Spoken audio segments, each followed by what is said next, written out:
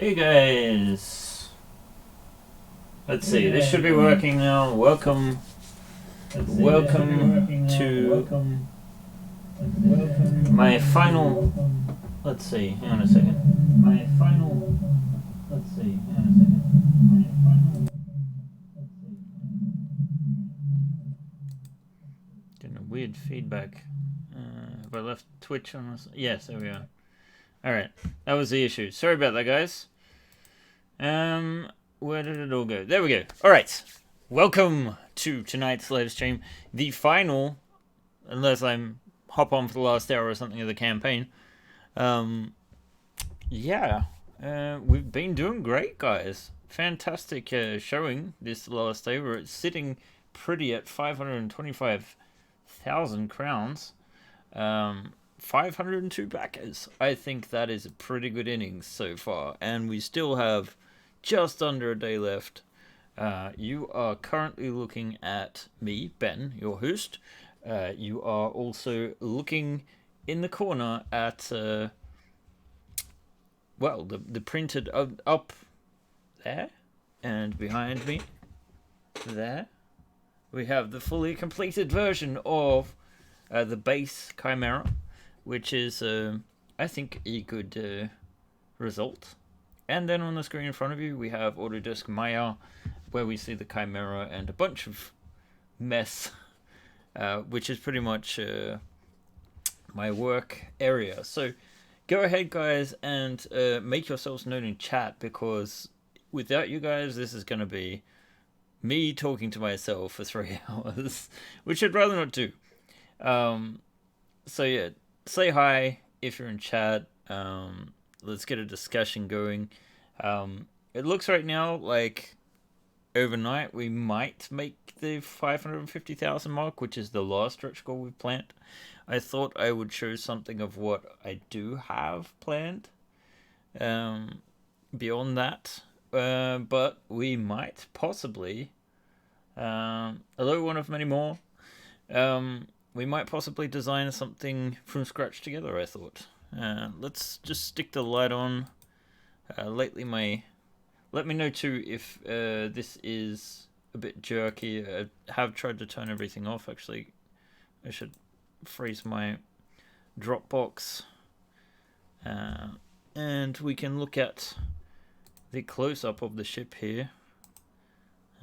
Actually, I'm going to conveniently close off a few other things that I suspect might be doing some damage there. I think one of the things I might invest in is actually some better webcams. Genghis-Khan, I have to say that when it comes to land vehicles, I think other people can do it better. I haven't honestly had much of an interest in cars or land vehicles in the past. And so I sort of like find that if you're interested in something, the designs speak to that. So I definitely have an interest in spaceships and aircraft. But as far as the let me bring you back here for a second, because we'll get a static camera there. I think you'd rather see me. Is that a new generator module? For what, mad scientist? Do you by any chance mean this thing? In which case it is actually one of the engines of the Chimera. If I turn off the... Oh, right, yes, we have our turrets pack 4 here for scale. I think this guy is about right. I think we decided it was 0.9 was about correct to get a 28mm on that guy. So yeah, you can see there's a couple of different design inspirations here. The turbo laser style ones definitely come from a galaxy far, far away. The radar dish is quite simple at present. Again, I usually say this in all of the sessions, but what you're looking at is not the final version. These are not quite ready for printing, but I'll go through with the second detail pass later. add in some of the stuff. It isn't saying like the back here is very, very simple. Just I spent quite a lot of time doing those. All right, so wandering due to the crawler. Yeah. Well, I mean, you saw the buggy, right?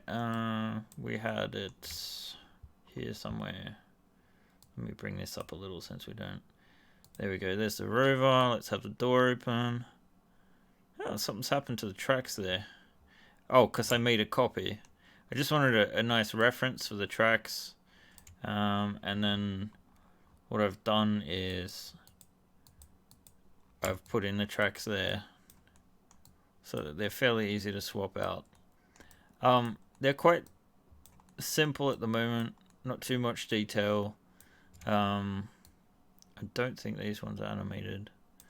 But yeah, I will be revisiting that when it comes time and seeing what we can do about making it actually work. Because I like that kind of stuff. So, but yeah, this vehicle is by... Oh, we've got the autosave going. It does a bit of a pause there. Let's see. If we get that on and this on, is it just going to be too slow? No, it's actually alright. It's not too bad. Okay, yes. So here we have a rover combination. It's actually a part of one of the vehicle kits that were done by my mate Ian over at the Dragon's Rest. Again, there is a discount code on the campaign page. So I sort of feel like he's more interested in these sort of vehicles and that sort of thing. I'm not ruling it out at all. Let's see. Deacon KC. The ovoid turret is going to look great on the Scout. The ovoid one. Which one do you mean? This one? Perhaps? It was more designed for the Scout. Years ago, in 2016, when I sold my old company, I was doing medical visualization. I wasn't quite sure what I was going to do, so I was doing freelance 3D for a while in animation. Did some work with docus, and I was doing a turn-based spaceship game that was inspired by... well, to back it up a little bit, my very first game was Buck Rogers in the 25th Century Countdown to Doomsday. It was an old SSI RPG on the PC. This was 1990. It was not quite monochrome, but it had 16 colors, I think. What was it? EGA. And in it, it's sort of like a retro setting of Buck Rogers, but set in the 25th century, as the title implies. And you sort of are working for this organization, and you fly around the solar system in these rocket ships. And this is what gave me the inspiration for... this is what started me out designing ships in the first place. Beyond, having seen Star Wars and Star Trek and whatnot as a kid. Probably more Star Wars, to be honest. But I... in this game, you could take your rocket ship and you could have a boarding action, and you could board another ship which was better than your ship, but you couldn't keep it. So I had this in my mind the whole time, an idea about a game where you start out in something like the Scout ship, which was actually the smallest one I designed for this game, and that you could gradually over time, through boarding actions, take over ships and then choose which hull you wanted and sell the rest back to the government. So basically, the Scout ship design was designed for that game as sort of like your starting unit, and this turret design was one of the base turrets. I've always loved the laser lens arrays from Gunbuster, and also the laser turrets from Yamato 2199. Well, and the original, I suppose. So that's kind of like what it's been inspired by. Hey, I saw on Vic20. Have you considered a Kickstarter for a full warship? French Scotsman. Interesting combination there. As Kev the Procrastinator proclaims. I mean, the Chimera is almost a meter in length, and it would scale up to a real scale of about 54 meters if you go by like the 5 feet is equal to, sorry, 1 inch is equal to 5 feet or 1.5 meters. So you're only looking at 54 meters there. Now, if you want to go a full warship, I mean, even if it's a frigate and comparable to a modern Navy frigate, you're still looking at like double the size of that for a frigate, yet alone a cruiser or a battleship. It just gets to the point where A, it's not incredibly practical to have, and B, well, I think we've already isolated a number of past backers by having ships that, well, the Chimera is just a little bit too big. That's why, I mean, it would be great to have that kind of ship, but I would have to charge a lot more to make it a viable product than it would for the Chimera, and I think that would just isolate things a little bit more. So I love the idea of it, and it would be cool to do something like that. But part of the reason why I made the Chimera so modular is so that you can build bigger if you want to. But obviously these are larger turrets, more like barbettes, I guess. But if you're imagining these to be, secondary armaments, I don't anticipate it being too soon. Let's see, we've got some more questions here. A full warship, I think, would not have a large market, exactly what I explained. And yes, it would take too long to print, because the Chimera as it is, it's around about, the base hull's about 5 kilos of plastic, I'd guess, 4 to 5. And so right there, you've got about 1,000 crowns worth of plastic. I'm using pro cement, which is about 200 crowns a kilo. And then you've got the interior, and that's for a ship the size of the Chimera. So remember, whenever we basically double the size, you are increasing the weight by about a factor of 8. So it gets to the point where it's like too expensive. Let's see, what about more industrial heavy lift cargo over passengers? I mean, these are things that you could potentially do. Basically, what I've done after every campaign, I've tried to send out a questionnaire, a survey, leading into the designs. Starship 5 has already been decided since a while back, and it's going to be an Expanse style tiered ship. So a acceleration artificial gravity ship. So basically it would constantly accelerate at 1g to provide artificial gravity in the using momentum. So that'll be the next star one, so the Expanse. But beyond that, it's kind of open, and I think it probably would be a wise decision to choose things using the larger community. I think that's fantastic, and I'm very happy with the way you guys interact with me. It really helps feed my inspiration. So Starship 6, we could potentially be talking new territory here. However, I have a strong inclination to gear things towards what the majority want, mostly because that gives me an indication of what people are willing to pay for, which is why so far most of the designs have been sort of more galaxy far, far away in inspiration. But I may do several ships at once again in the future. I don't know yet. Let's see.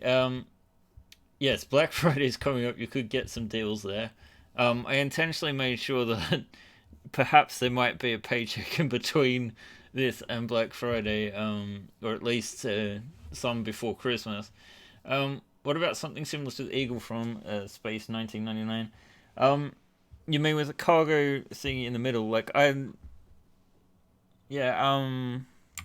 I thought of doing a sort of carry-all sort of thing where you would sort of gut out the middle there, and instead you'd have like this modular section. As a possibility. Any chance of making towers that the turrets could be placed on? Yes, purple bangled tigers. Interesting name. What you could, in theory, do is take the actual turrets. Let's see. I mean, at its base value, you could essentially take parts of the turrets, and now this is going to be possible with what I'm working on now. I'll explain it in a little bit. Printing the delta now, and upper hull took a week, lower hull took a week, and each a spool, so you're about $35 into it so far, and about half done with the interiors. It does take time. I'm glad you like the finished product, Helljumper. Any sneak peek of Starship 5 today? I have absolutely nothing on Starship 5 beyond a few drawings, and I've just realized my drawing book isn't here, so unfortunately not. But if you want to know my reference on that, it would be a mix between the Luxion from Gunbuster, which is a Miyatake design, and the Rocinante from The Expanse, essentially. Let's see. Because Star Wars fans are stupid, we buy everything. Asking for a friend. A sneak peek. Okay, yeah. Anyone got leads on filament deals happening in the Americas? Alright, that could be something for the chat there.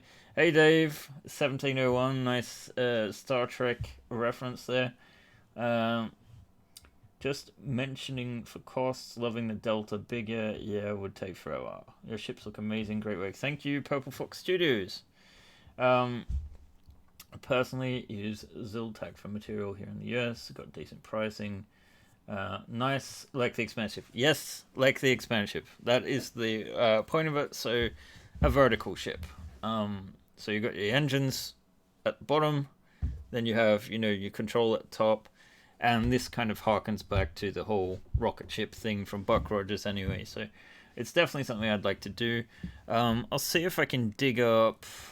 Let's see on the second screen.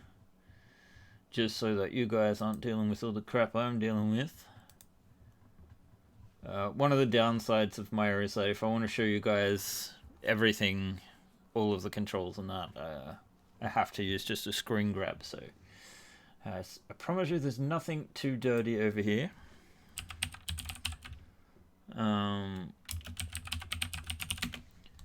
But I may have... Yes, okay. Oh, that's right. I've got my inspirations folder. Let me find that.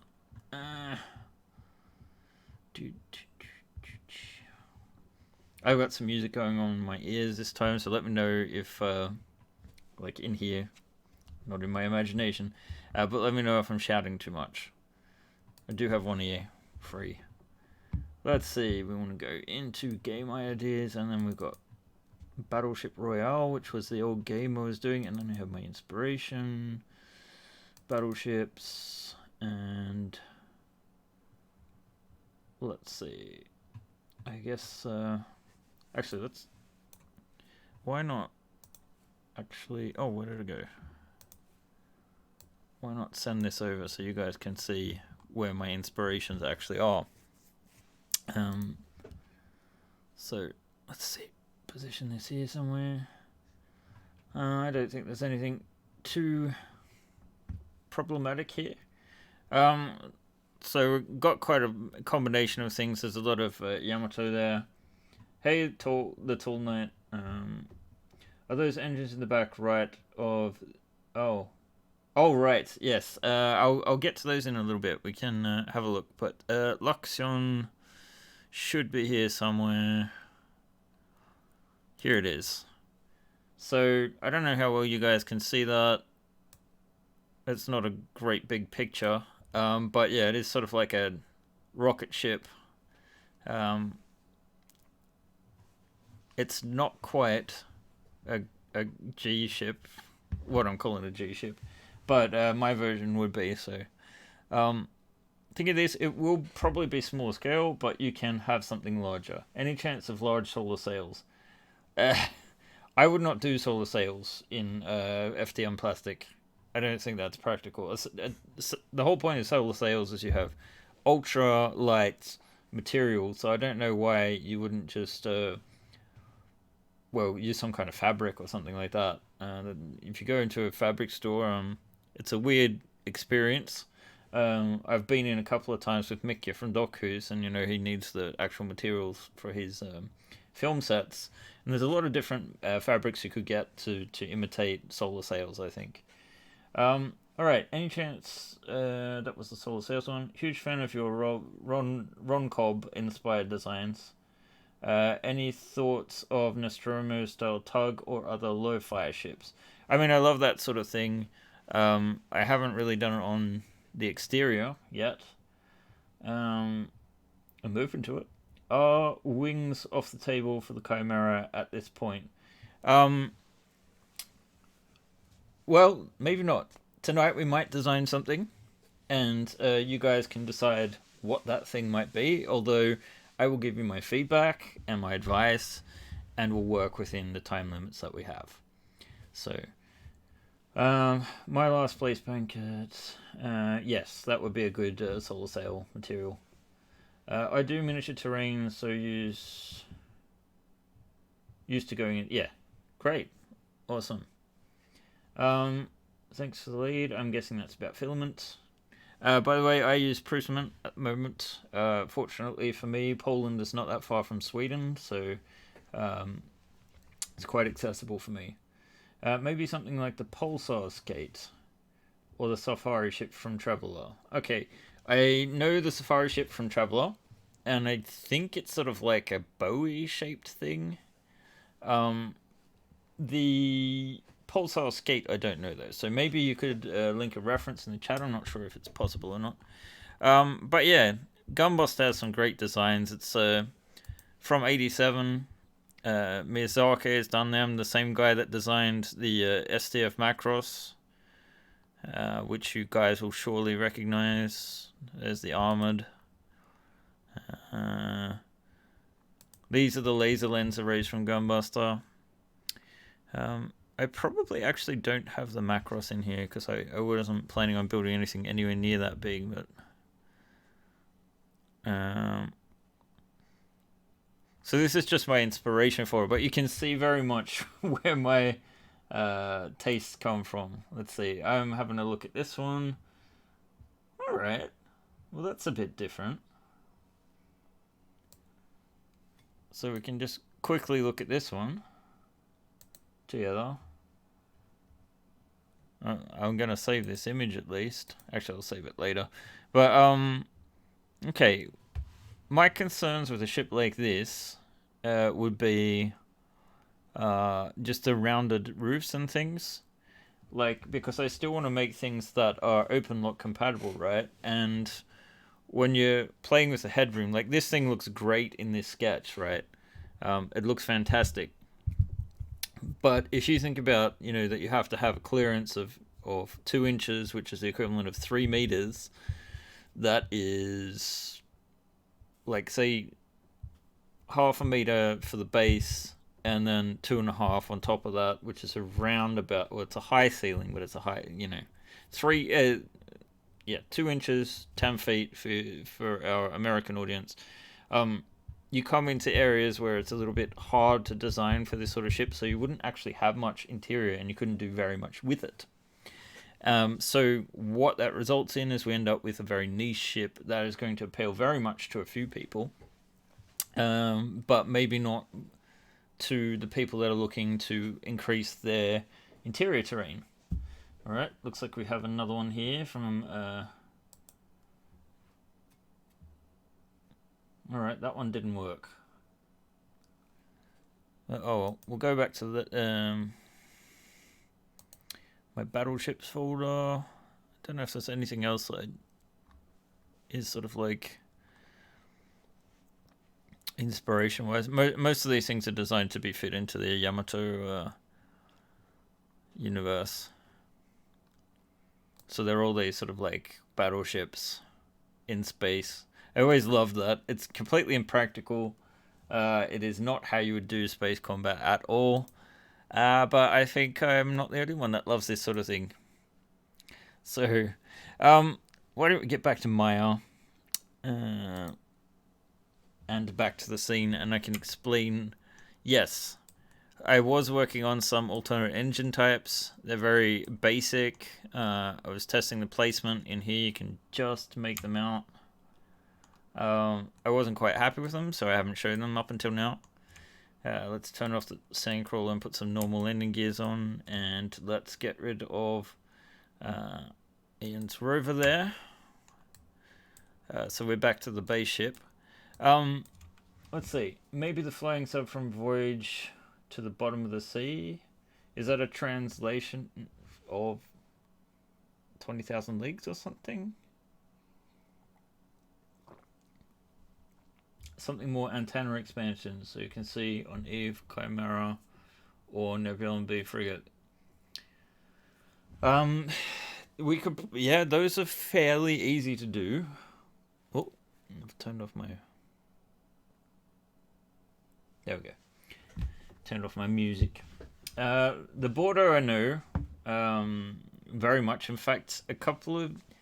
When I was in university, I was doing some 3D animation Star Wars stuff for my gaming group, and we had the Boldo Star Yacht as a design.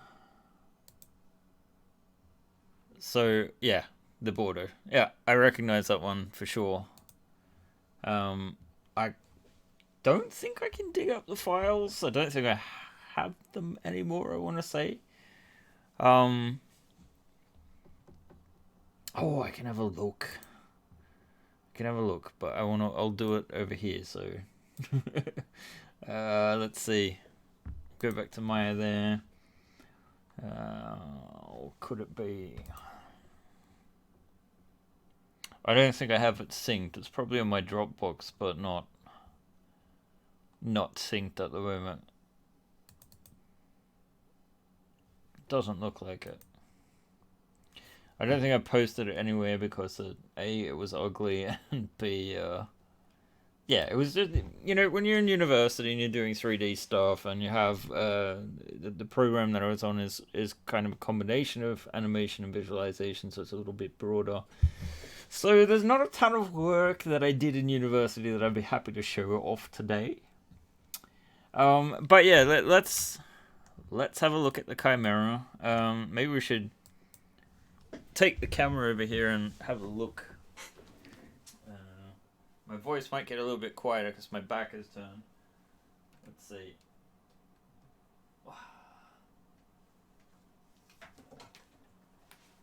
Alright, there we have our old scout ship in comparison.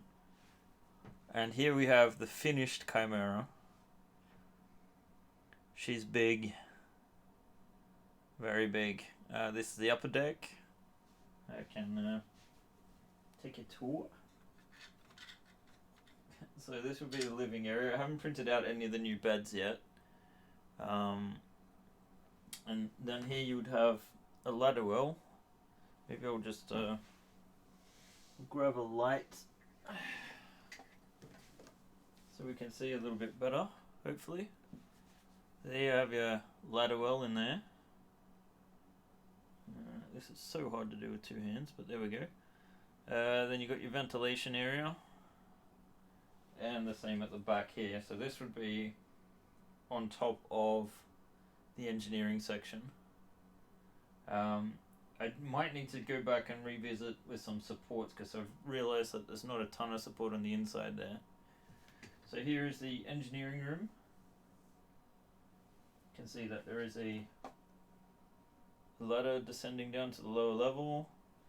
There are rear airlocks, although I haven't put the doors in. I realized there was one thing missing from the design. It was the airlock doors. So they are actually base coated, but I would have to leave the room to do it. Here you have the cargo bay. And again, the cargo ramp prints as one part, like the this section. Oh, might help if I'm pointing to it with my fingers.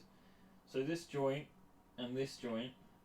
So this part, and this part, they all print flat as one piece, which is really nice. And once you get some paint on them, they move quite nicely. So that just slots underneath. One thing that maybe you guys have missed is that the windows actually have this protective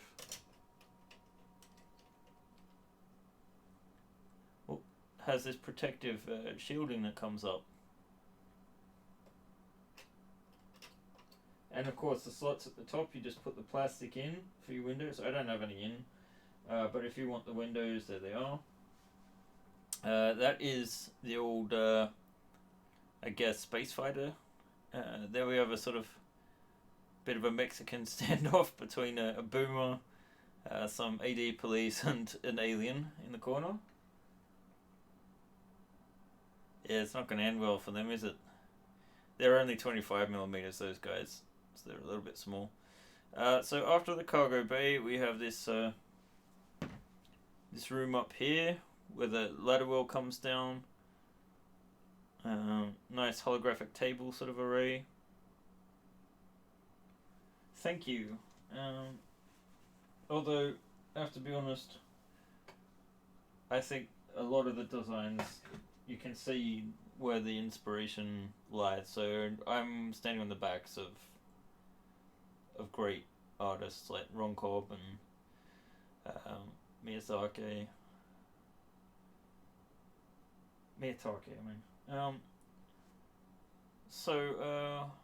Yeah, and there's the bridge. Don't have the light on at the moment. And then over here we have the sort of kitchenette. Maybe I can't quite see, but hopefully you guys can. So yeah. And then of course there is the level below. At the moment, I could show you the room underneath, but at the same time it's a bit messy to get out, and I kind of need two hands. So unless there's a great demand for it, I think we'll just leave it at that. There's not too much to see down there, to be honest.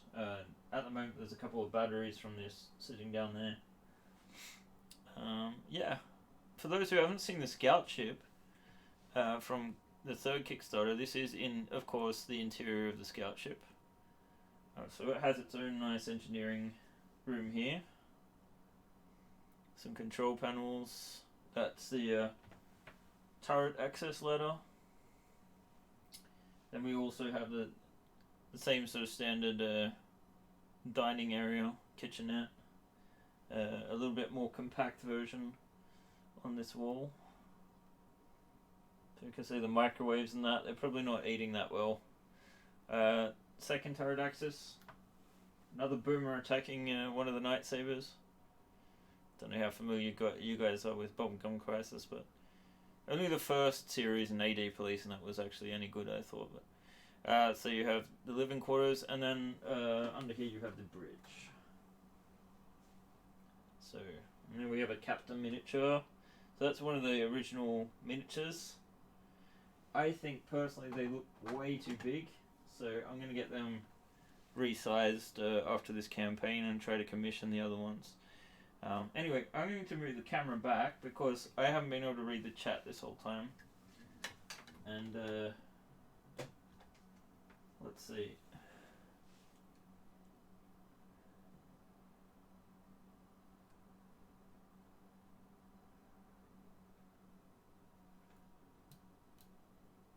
That might be alright. Okay, let's get my mug back up here. There we go. So I hope you guys enjoyed that brief tour. Alright, we're referencing the armoreds.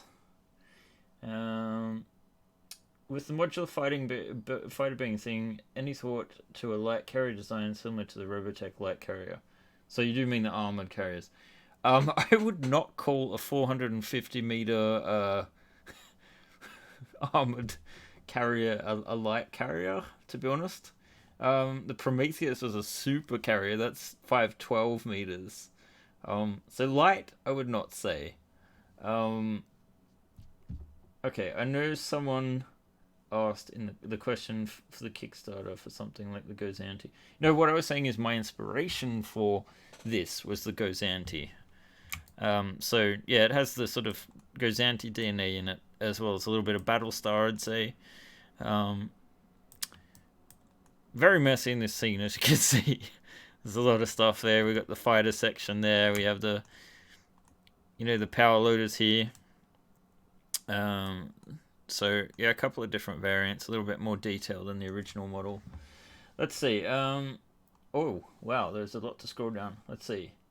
Yes, Windows never liked the idea of ops room on a freighter. Strongly disagree with large ops room on a freighter. Yes, fair enough. But the beauty is, it's your ship. You get to do what you want with it, and you get the tile for the ops center. So, can the side of the Chimera be removed to see across multiple levels? No, it cannot. It is designed to be stackable, so you remove them.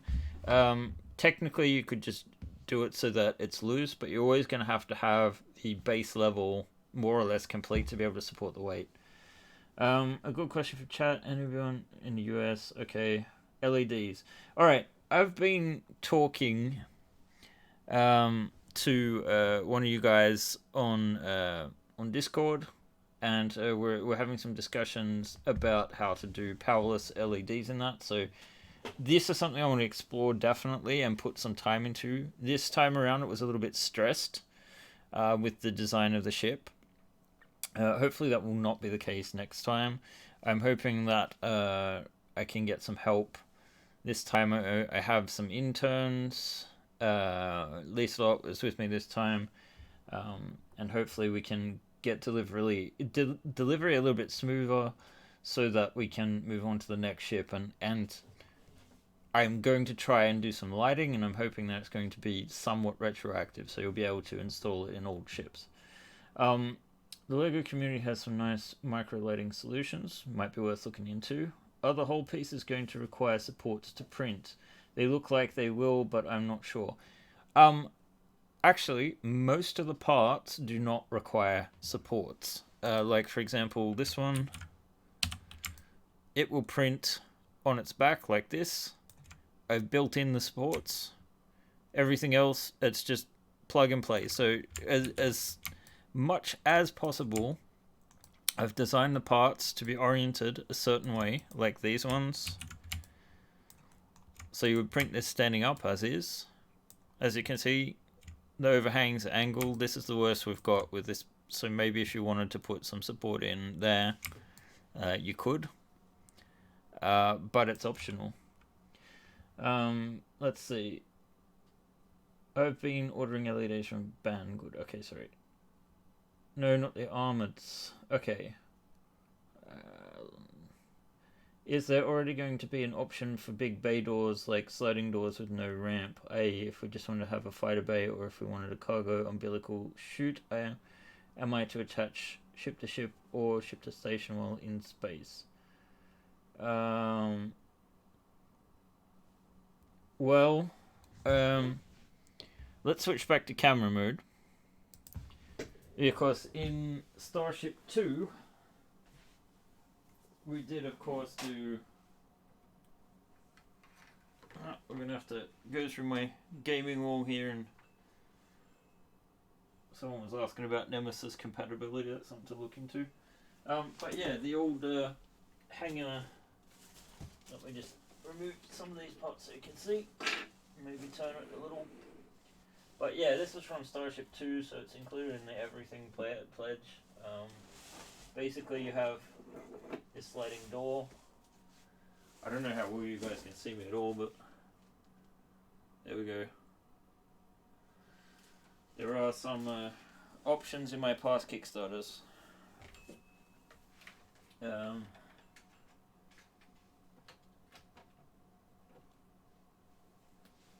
Alright, something like that.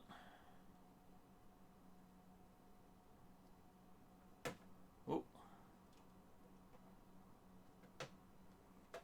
I ruined it. Now we're definitely way off target.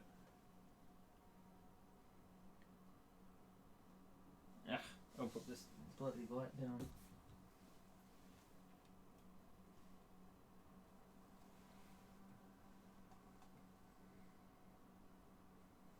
Something like that. There we go. Alright, let's see. Let's see, is there a turret mount in the works for the chin on the angled front? No, that is one potential thing we could do as a potential stretch goal tonight. Although you can fit a turret mount right there. And in fact,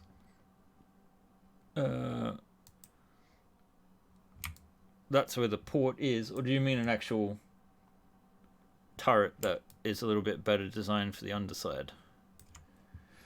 Okay.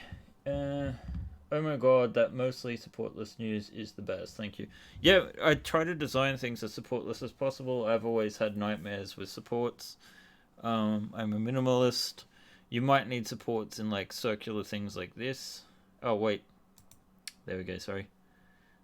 Yeah, you might want to put supports in things like that or there and there, but it's mostly supportless. I try to make things, and the Chimera is a lot more supportless than, especially I think the warship was probably the toss up between the transport and the scout ship.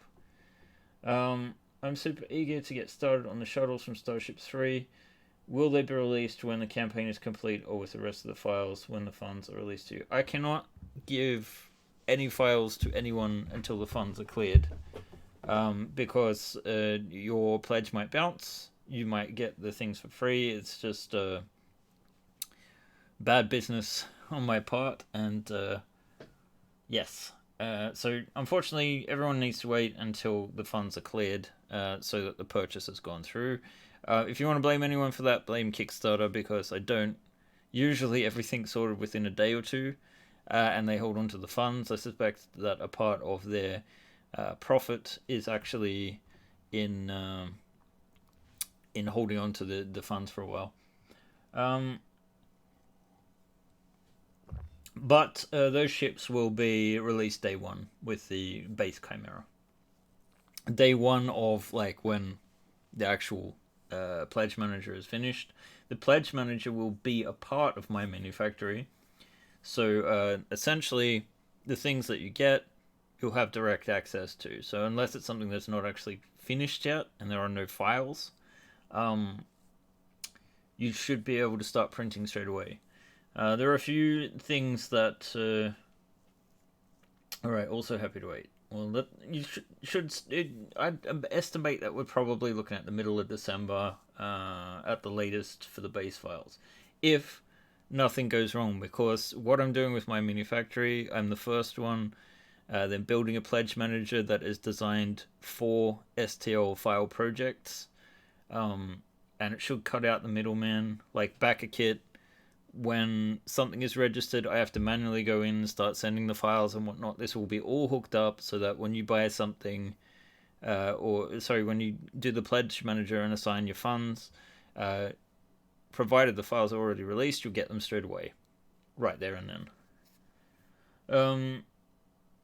All right. Let's see. Can we see the internals of the Hammerhead Bridge? No, you cannot, because it is a concept. Everything that is in this Kickstarter, basically the base ship takes months and months to build out. So essentially when I create the renders for stretch goals, what I'm doing is just doing the skin on the outside. It is a digital sketch, so often it is quite incomplete. What I can... We could potentially load up a copy of Maya and try to get it going. Wait, no, not 18. We want 19. So let's just get that going in the background. I'll switch to this view. Can we see the sketches that are done for the Hammerhead? Okay, yes, I will. I'm loading it up right now. But I promise you, there's not too much to look at the time being. You'll be surprised. It's very much if you think of a movie set, if you look up the set for the Sandcrawler for Star Wars, and you'll see that what they actually built is just a fraction. So it's kind of like a set, you might say. So okay, we've got this loading in now. It's just going to take a little bit of time to load, because these files get quite large. Yeah, that's an estimate of files. We'll I think in a second we'll preview it. You'll get to see my thinking when we look at what we've got. So let's see. I'm going to ditch this grid because it's costing us. Oh, That's right, we have to switch the... This scene's a little bit corrupt, so I need to always switch the cameras. Alright, so let's just select that and isolate it. Okay, so here we have the hammerhead variant. So this is very rough. You can see there's no actual bottom here. This is what I'm saying. It's very rough. I haven't mapped it out yet. So then we have the lid on it. And it's going to be quite hard to see. This will be a standard sort of... This is actually a turret port. But if I move it, you'll see there's nothing behind it. It's all make-believe. However, this supports a two-wide corridor. So let's see. Maybe I do have... I don't know if you're going to be able to see this, but... let's go to shading and X-ray. So you can kind of see inside here. I've raised the bridge pod up. So there'll be a few more steps up. I'm hoping we'll be able to go a little bit down, or at least be a crawl space in there.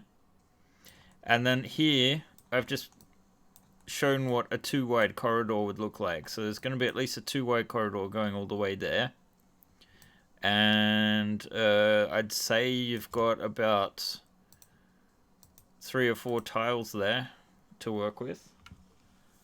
And yeah, those are standard ports, so you can have these airlocks, or you could switch on turrets. It's up to you. And then you can see... actually, that's kind of cool, isn't it? X-raying the entire ship. I've never actually done that with a complete ship.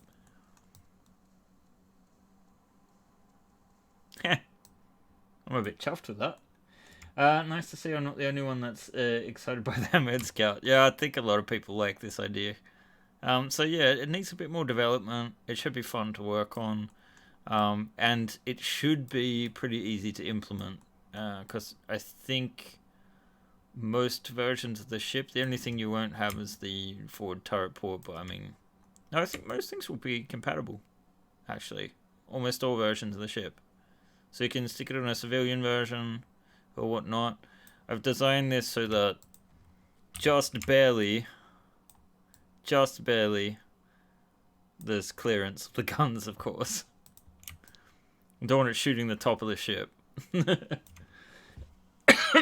Side-mounted engines for the Scout.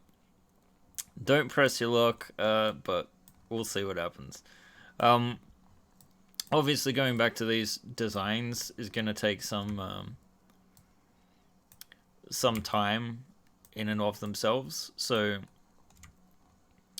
yeah, I'll probably discover that I've given myself way too much work, and Starship 5 will be next November.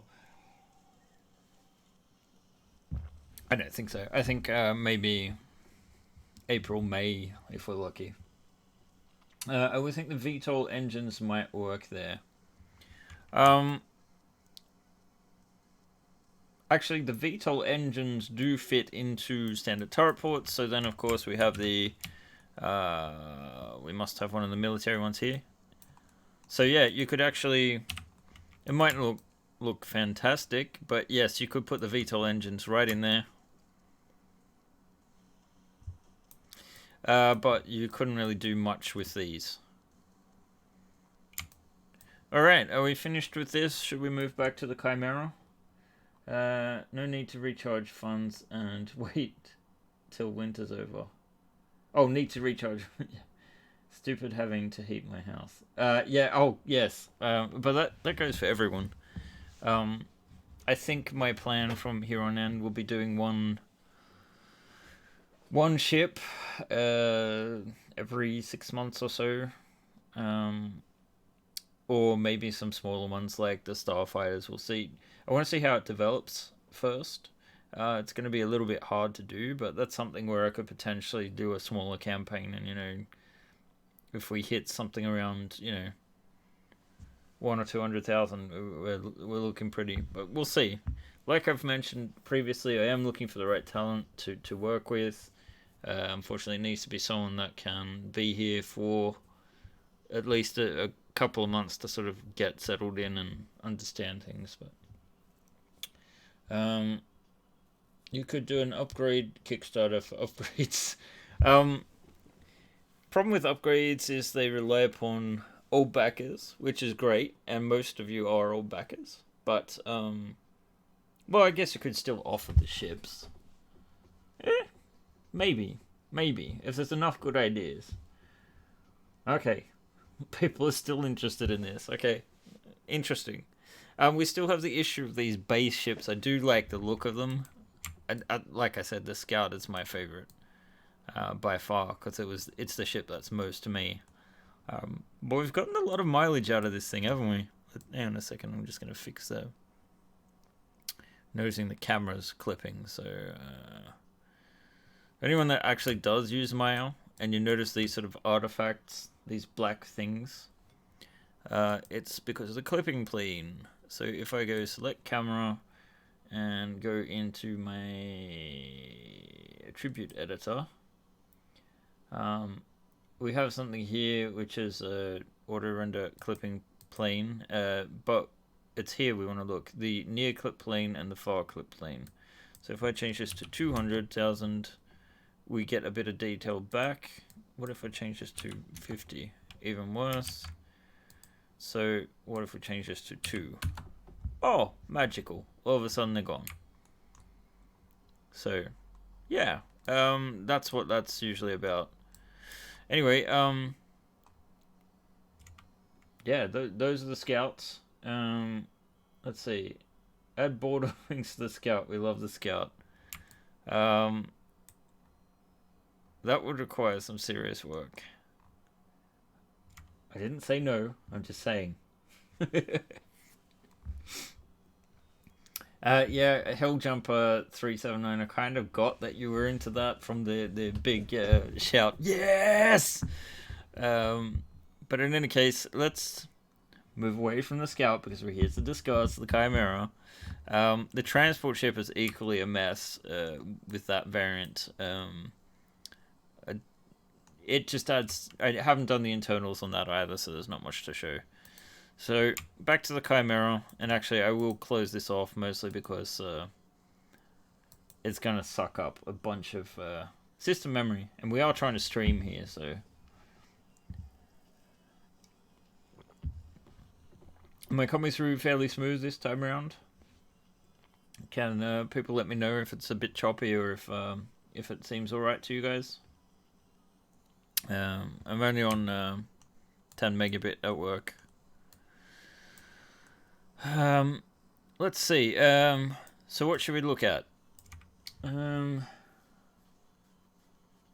most recent stretch goals, we've already looked at the barbettes. We've already looked at the sandcrawler. The gantry we did last time. All the passenger stuff. Hey, why is there only one on this one? I think this is an older file. Yeah, this is before I sorted it all out. So this was done by Theo. He provided... oh no, they're there. They're just a little bit hidden. So yeah, this is a stateroom. You got your sort of like communication system on the wall. What you could probably do actually now is I realized I moved the wall a bit more so that the bed could probably get moved over a tad to something like there, just so you got a little bit more room. I mean, it doesn't need to be way out there, but the furniture will be standalone, and there are a few additional options that Theo did that you could potentially place anywhere in the ship. So let's just move the window. So yeah, it's just really an extension of the standard window. These angled ones don't have the same shields that the side ones do. But the side ones, you can sort of... I think they're still in here technically. You can see the ribs down there. So like, this won't work completely, but they come up sort of like this. And they print as a part of the walls. So there's no supports, no extra things. You print the wall and it's inside the wall. And you just sort of detach it free. It's not... It actually is kind of its own thing. And the walls itself are kind of like a support. So Cool little thing. They don't go all the way up properly. They just rely on sort of wedging between the walls to stay. So once they've got a coat of paint on them, they should be fine. But yes, and then we have the seats. Definitely inspired by Macross. So the idea is you got your...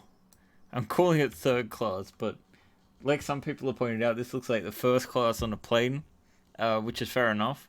But in Traveller, for example, when you're in jump space, it always takes 7 days. So I don't know about you, but I wouldn't mind traveling first class to Australia, like 24 hours in the air in one of these things. But a week, eek. Yeah, fourth class, that's cryo. And anyone who knows Traveller is, it's not the best way to travel. It's kind of risky. In fact, you have a % chance of actually dying by using it. So, this seat is designed to... We're going to have rails so it can slide into place when it's fully finished. This, again, is just a sketch. But the idea is that these pull back and lock down the passenger, so you've got this sealed environment inside. It's like a little sarcophagus. And I think we actually work on the seat and put in a little bit of an RCS system so that they can act as lifeboats. Because why not? That would be cool, right? So yeah, that's the most recent stuff. Love the child soundproof restraint system. How hard is it to break free after printing? What, the... You mean the window slots, Hell Jumper? You mean if you don't want them in there? Because they don't, like, there's no breaking free, they're loose inside, they print inside, and it's more like just a shield. So you could potentially have printer issues. I have not had any printer issues with them whatsoever. I think I've done about 8 prototypes of that window, and every time the window worked perfectly fine. Just to get the meeting. So they just work as is. I've just designed them that way, so there is a little bit of space between them. And yeah, no, it usually works really well. Because technically usually supports the way they work. They're not actually touching your print, right? So it's almost the same way that you've just got this shield that keeps the nozzle from bunching, basically buggering it up. So, alright, Traveller, so many ways to die, yes. Classic Traveller, where you could actually die in character creation, that's always nice. I think it's a great system and it's fun. The only thing is you don't really improve your character whatsoever throughout the game, which...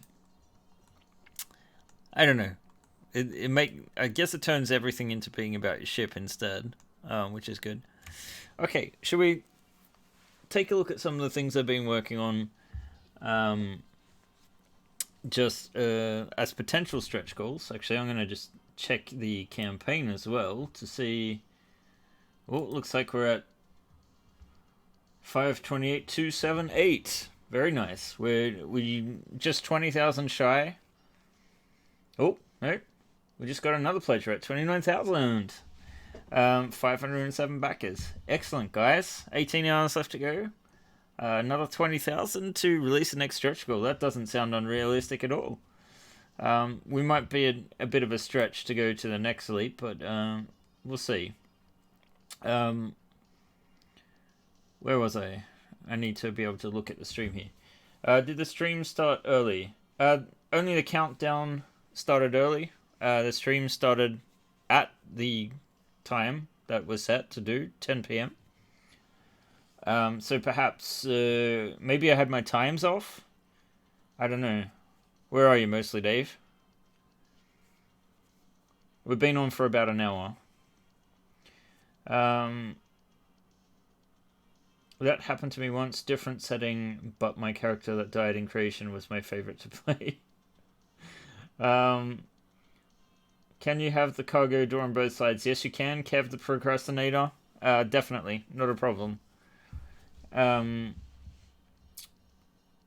It will maybe mess slightly with the integrity of the ship, because you won't have anything pulling the front and the back together. But it is entirely possible, and in theory, I think gravity should mostly keep it together.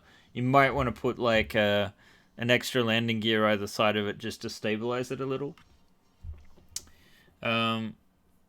It's 4:59 Eastern Standard Time now. I'm guessing that's New York time. Sort of. Same area.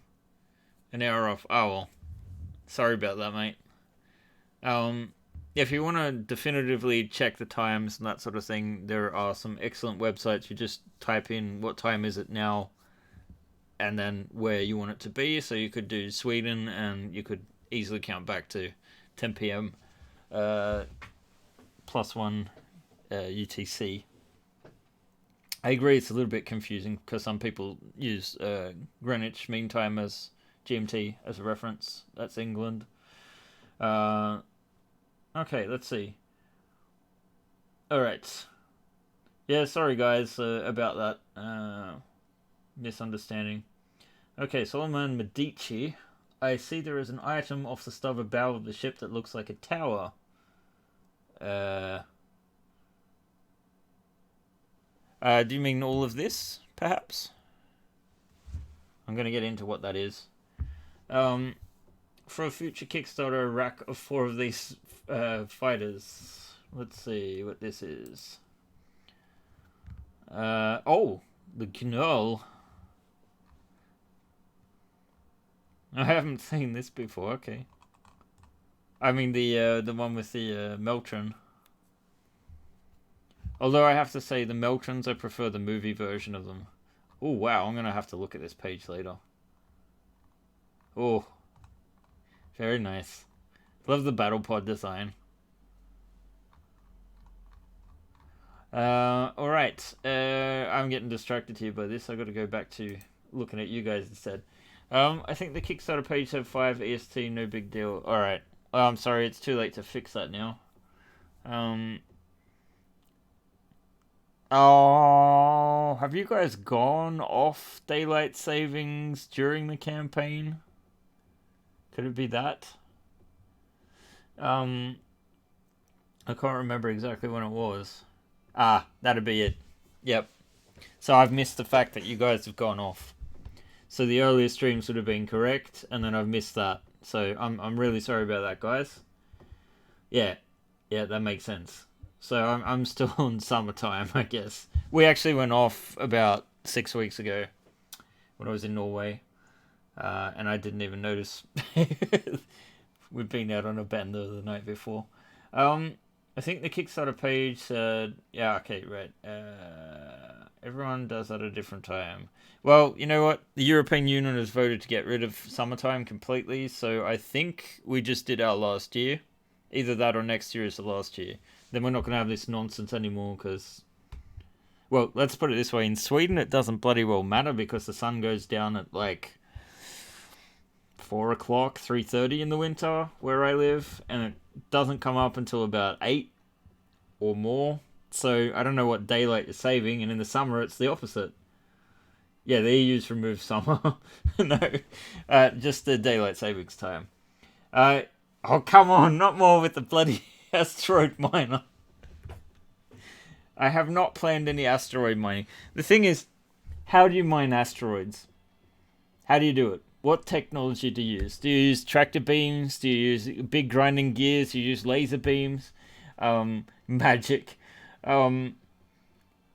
Yeah, exactly. No one likes changing times, and it was all done for farmers, which might have made sense when everyone was farming. But since people moved to the cities and like there are very few farmers, it is meaningless. Yes, if you lived in Iceland, you'll know it's meaningless. I think their summers with the 14-degree summers are beautiful country, very magical environments for sure. SSI suck rocks.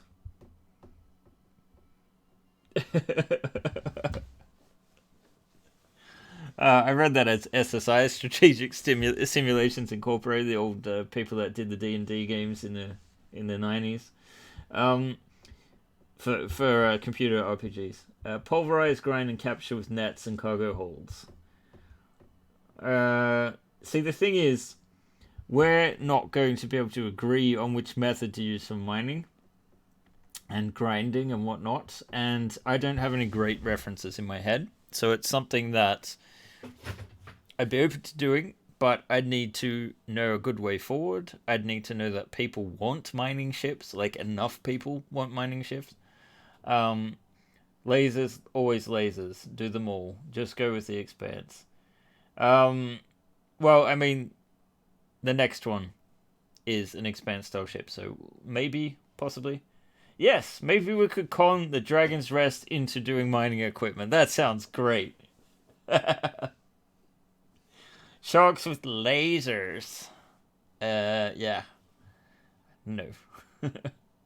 Well, maybe the Hammerhead has lasers, right? You could put lasers on that. Hello, Sam OK.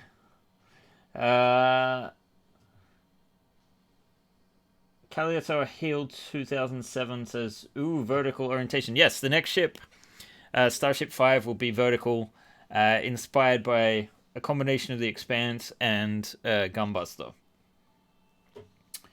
Or use the Hammerhead as a hammer. You silly, silly people. You can do whatever you want with your ship. I won't use mine for that, though. Seems like some of you like the Expanse.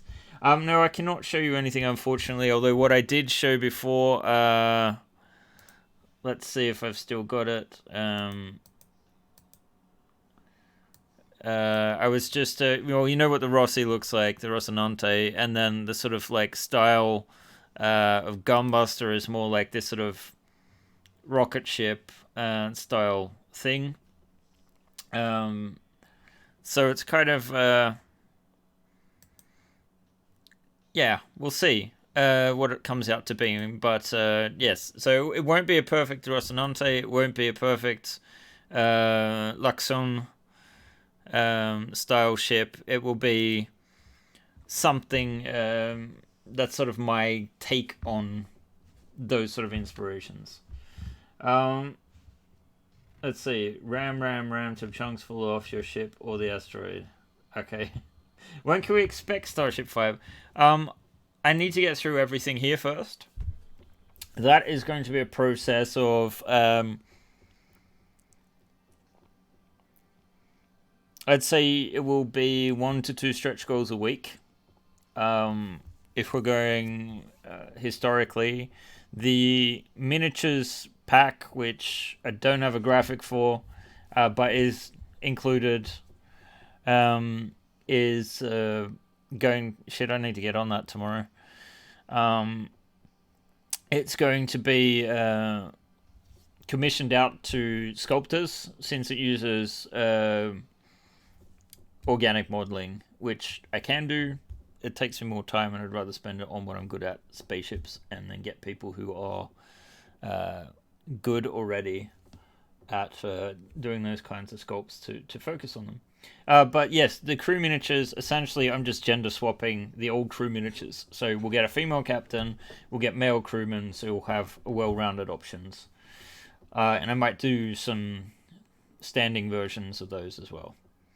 Alright, let's see. Too much time spent printing it. Just need more printers. That's true, it helps. I don't think I could have done this ship without 2 printers. Although, to be fair, usually one or the other was down most of the time until I figured out that the problem was my ambient room temperature. Of course, we dropped from summer temperatures to autumn temperatures, and yeah. Demi Rossi. Is there a parts checklist compiled anywhere? Because so many campaigns and ships now that I'm not completely sure anymore what I have and what I don't have. We are working on a catalog. It's going to be hard for us to do a perfect thing. The actual ships have instructions. They do have a parts list for the base version. Then we also have started using change logs for the ships, so you can see what parts are added or taken away or changed or upgraded. So that already exists. for ships. For old parts, we haven't got it. It's something we'd like to implement, but even I've lost complete track of things. I think I've designed 600 plus parts. Not sure exactly how many there are. And there are a lot of like old school ones. The intern right now, Isabel, she is doing a conversion to the most recent version of OpenLock, because it does take away some of the real pains in the arse with the little islands that are in the middle, to support that. If there's going to be a print problem with them, they're often because the islands have lifted or something like that.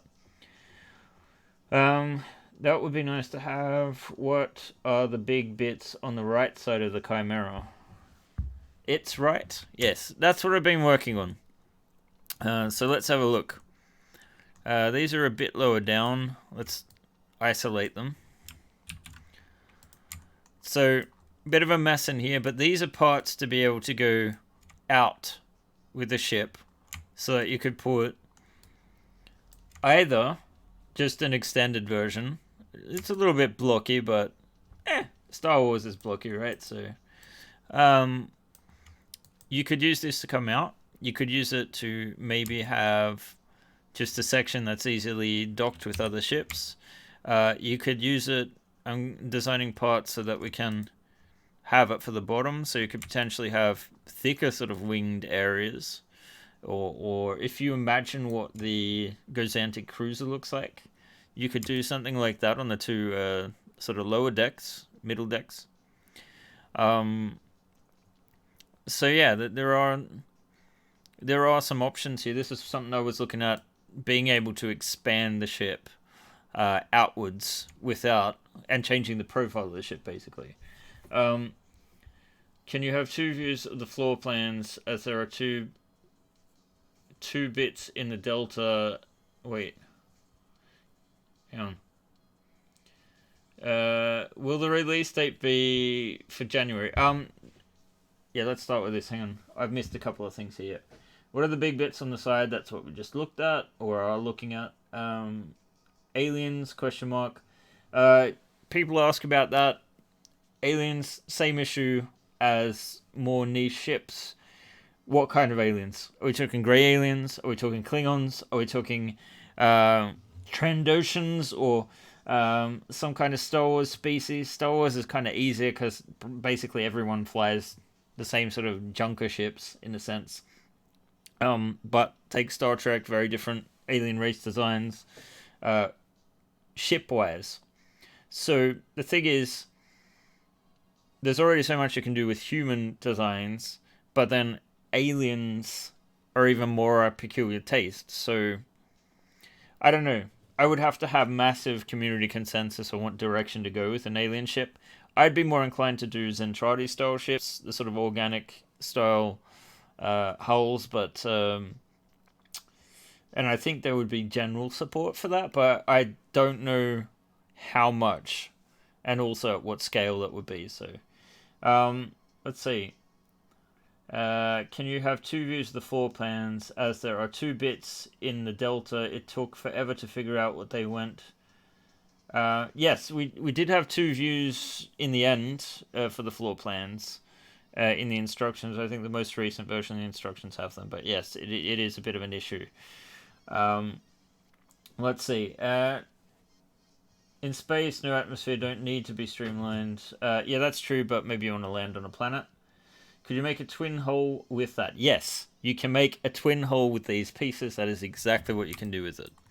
Basically, you have this on one side, take that out, and just mirror it.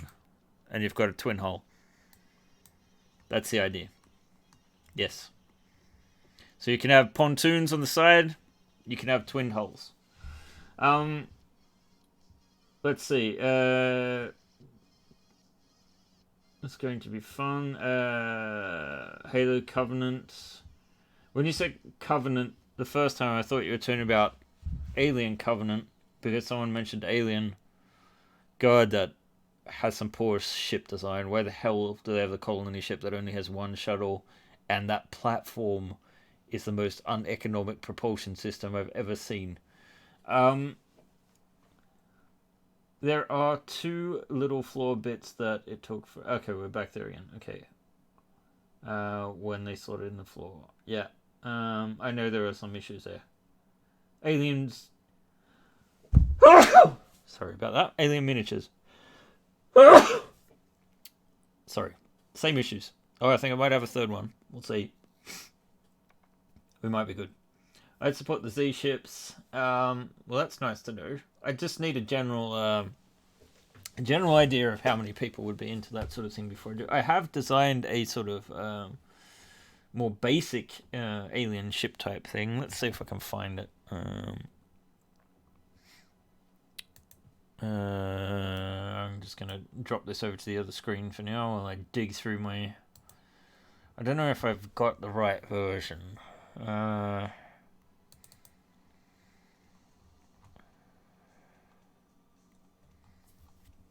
might have.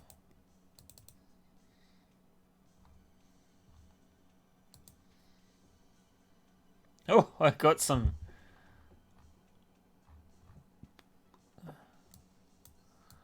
This was one of my earlier designs.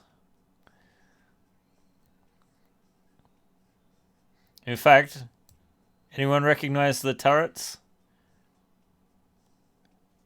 I don't know how well you can see them here, but that looks familiar, doesn't it?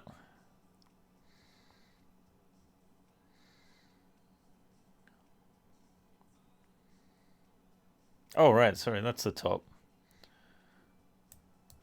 And I suspect, yeah, actually, see, the cockpit is there, but that's actually a similar cockpit to the scout ship. Yeah, it should be a tad familiar because it's definitely Yamato inspired. And in fact, the turrets too should look familiar.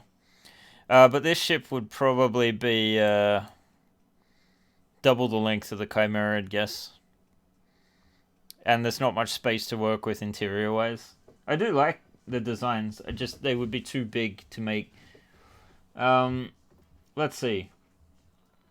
Send a poll to backers. Yes. There will be a poll to backers in concluding this, and we'll try to... You know, I might try to stream a little bit more so we can get more of a community consensus on things on Discord. Maybe I just need to help getting some tools together. Let's see, we've got an image for... Oh, okay, right. That's the Covenant, I see from that link. That's sweet too, sweet. A tad familiar, love the raised bridge. Conning tower. Yeah, well that was actually a sensor underneath. We get rid of the ground floor printing stabilizers that need to be cut out. When I do it, the tiles often break with my PLA. Heh. That's built into the OpenLog stuff. It would be a pain in the ass to pull out. I'd agree that most modern printers don't actually need to worry about it. The bridging usually works quite nice. Maybe you're doing it wrong.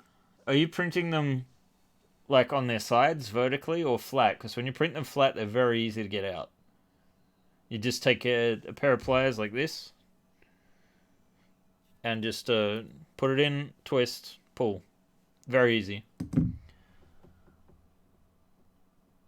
Oh, try them. How detailed are you printing them? I usually print at 150 microns. I snip one and pull works too. Yeah. Okay. I find you just need a bit of violence. Could be. 0.02. Okay. I don't know. I don't usually print the tiles at 0.02. I usually do 150 as the minimum. I do walls and larger stuff at 0.2 sometimes, like the whole parts. Yeah, so it could be a temperature by the looks of things. Hey, Markham. Looks like we have quite a showing tonight, which is nice to see. Should we just check the numbers on the campaign, see if they've moved anywhere? Oh.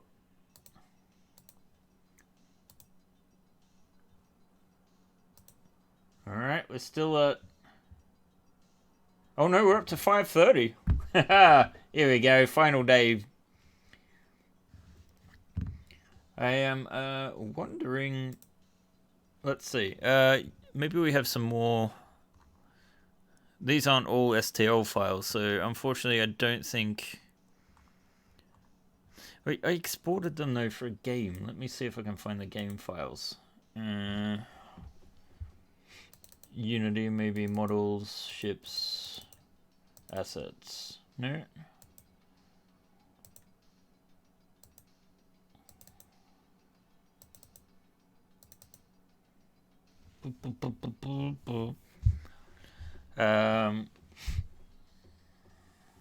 Let's see.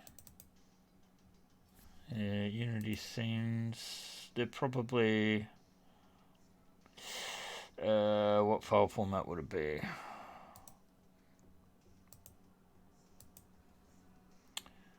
That would be not STLs, not OBJs. They're probably done in FBX. Let's see if I can find them.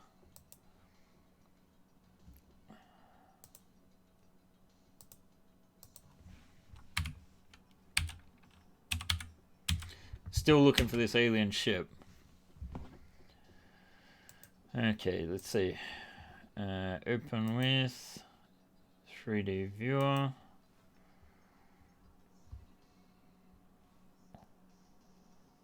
That was not mine. Why did it load a B? Okay. I guess I can't look at FBXs in here, unfortunately. But I can maybe import them into Maya. Let's see. This might get messy, so I'm gonna save up.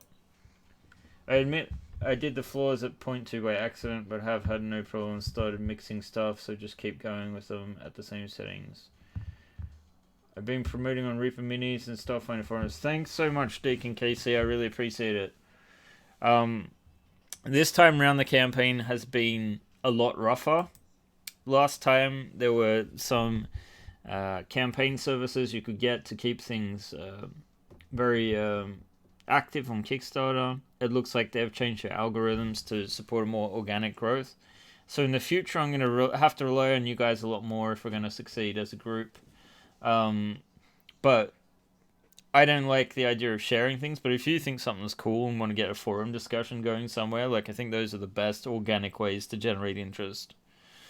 And even if it's discussion of what stretch goals could be, that's often a good way where people can put their input into the ships. Let's see. I will try more different cutting methods until a lot of broke tiles and used only on a type of PLA until now. Amazon Basic. It could also be the filament. That's one way to generate buzz. Aha, I have the same. Okay, right, the B is. So let's see if we can. This is saved now. It's probably going to come in in the beginning here, but let's see. I have an alien ship here somewhere. I know it. Where are these things? Open file location. Scenes. Ah, they're just Maya files.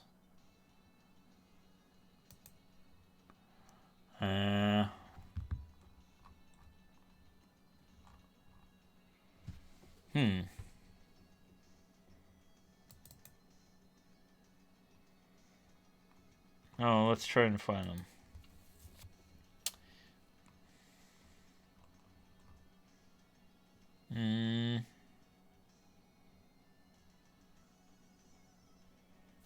Maybe I can show I know, I'll open a second Maya. And we can look at some old files.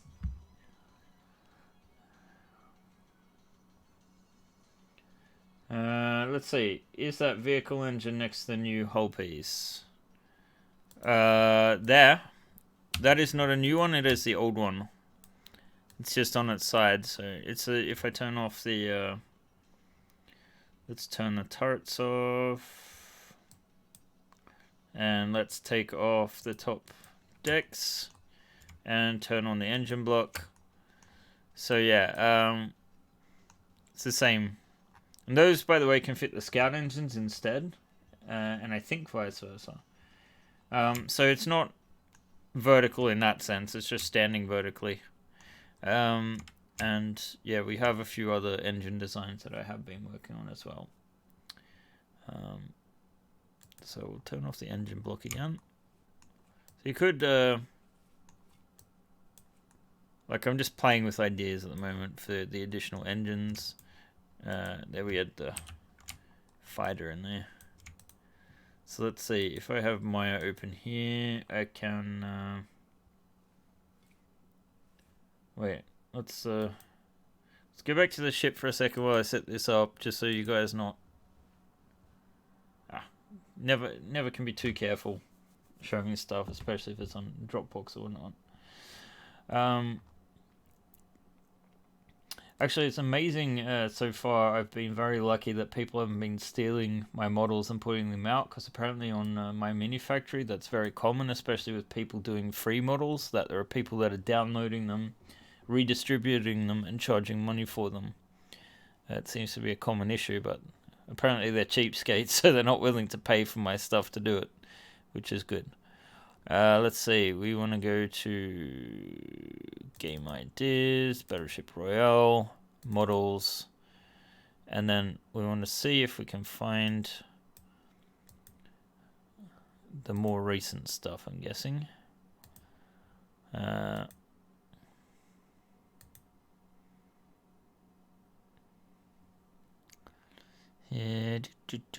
that's that's by date. We want to go by size, probably. We can look at this one. This was these are all low polygon, but this is a pirate vessel I designed. I wanted to have something where you could sort of have a wheeled house like Captain Harlock. Actually, before I did all this, I also got into ship modeling, because I was deep in the addiction to Star Citizen at the time. I still have concierge membership in that, although I'm not as into it. This would be a little bit harder to create and support, because I guess it does have these landing pads under the main guns there, but yeah. It wouldn't be a ship design I'd do today because of the impracticality of some parts of it. But I do kind of like the overall design, and the fact that it looks kind of like an airship in a sense, like a balloon. So I do like it. Maybe one day I'll return to it. Let's see. It's the vertical engine. When will we get the ring wing for the fighter? Let's see. It's in the pack with the mining module, exactly.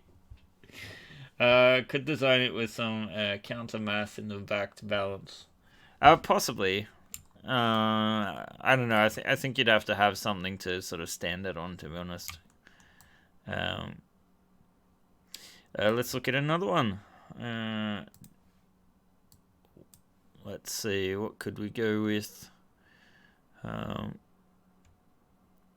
Kickstarter Scout. Maybe this one has all the ships in it.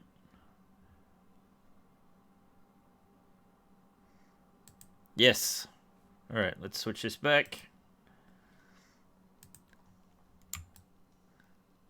So this was sort of the next size up from the Scout ship that I designed. These were just different angles done because I was making a sort of like poster to stick on my wall. But yeah, you'll notice there's a definite relationship with the Scout ship. So you know what the Scout ship looks like? This would be like a patrol boat, I guess. Not too heavy armaments, but the underslung, it's not really a bridge, it's just a sensor area. The bridge is here, as in the Scout ship.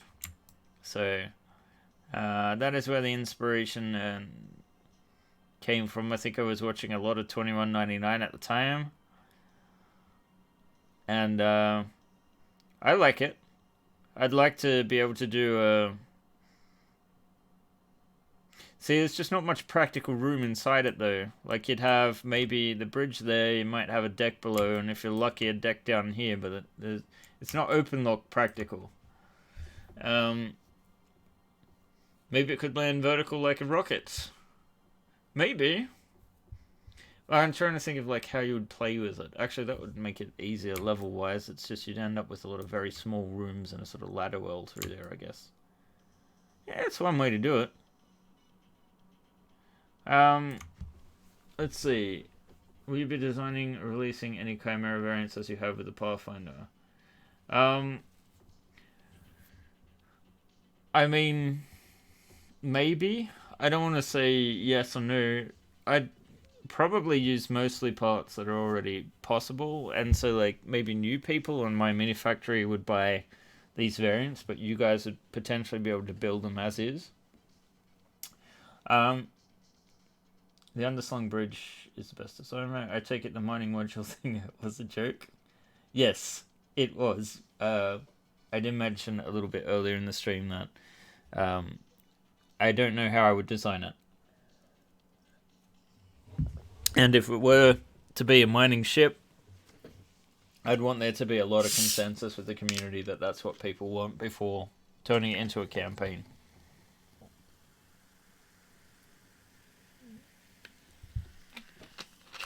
Alright, there we go. Loading up on the drink. Let's see, Sam okay, and I really, That the alien ship? No, it is not. Where did I put it? Because I really want to show it. Alright. Back to the Chimera. I just got to figure out what ship it was. Cruiser, gunboat, interface mock-up, pirate ship. I feel like I'm missing something here. Maybe I have a second folder. Here's a 3 ships one. That's going to have a couple. Still not the alien one though. Oh, we're missing some shaders there. That's a shame. Maybe if we...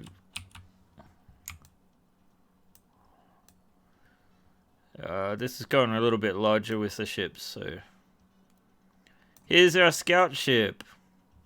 You definitely recognize that, right? Let's, maybe we'll go to the smooth wire shade instead. Maybe that'll help identify it. So this is using an old sort of shading system, so... This was from that game I was discussing before. So you'd start out in like a scout ship and then board, take over other ships, and yeah, basically be a privateer. Oh, okay, right, yeah. We have something better for Starship 5. Yes, that is what it is going to be. Yeah, it's no worries, guys. I understand if you have work or other things you have to do. You're excited for the next Kickstarter. Oh, that's awesome, Kalitar. Alright, let's see if we can find the alien ship. Otherwise, let's get back to the Chimera, I think, rather than digging in all these files. But I'm pretty sure I have... I found it, guys. I found it. And guys, I think you should be able to instantly identify where my inspiration has been for this one. I hope, in any case. Based on the color scheme, this is an alien ship that I designed. So... yeah, definitely some Zentradi heritage in this.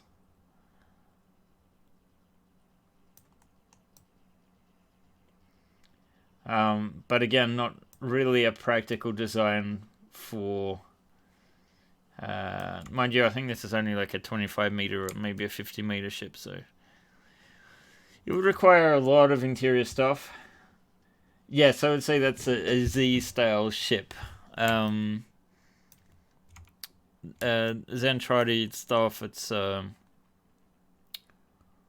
bought some models that I'm waiting to print, so I'll be able to show in the future what it looks like. They're from Macross or Robotech ships, the alien ships from Robotech, if you know Macross is Robotech. So yeah, that's what we were waiting all this time to see. But like this design is not really practical as is, and I think it's very, very, very rough.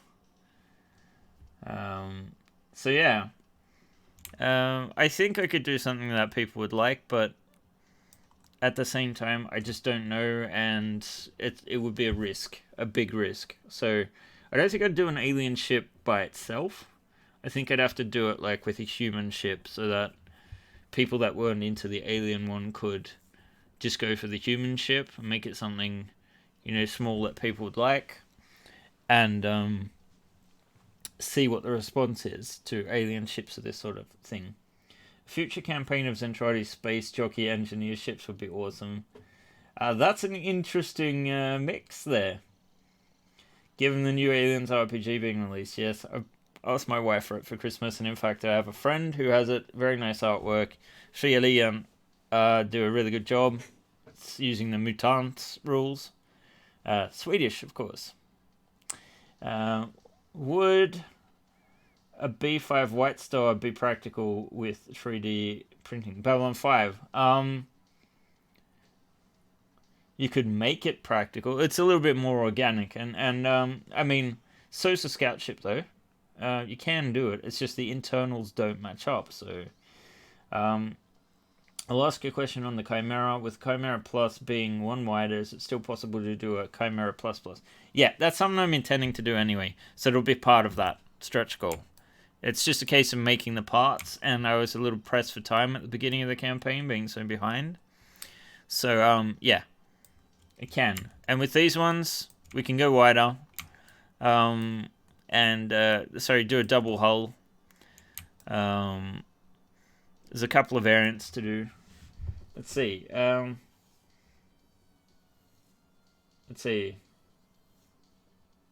The real would no, it depends what scale it's at. You could do it on SLA for sure, but I would not do any of these ships on SLA. The mini versions from the Starship 3, sure, SLA could work fine, but for one thing, I designed them for FDM. I'm never gonna do. I'll never say never, but I doubt I will do SLA based, like out of the box. It's ready to go, because the way I've designed their supports is using an open lock system for FDM. It's just one of those things that would require a tremendous amount of work to undo, or rather convert. Lots of thin parts, but a White Star inspired ship. I'd play around with that. Maybe I'm mixing up the White Star. I'm gonna have to. Let's see what we get here if we do a.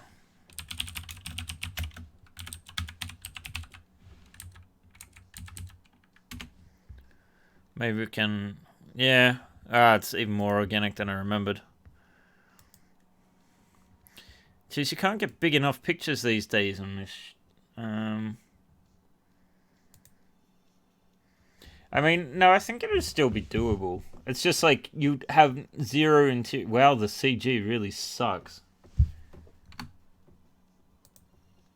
Huh. I guess the camera's hiding most of this, but it's possible. It's just it would be a pain in the ass to design. It could be done on FDM. You just need to be clever about where you're separating the parts.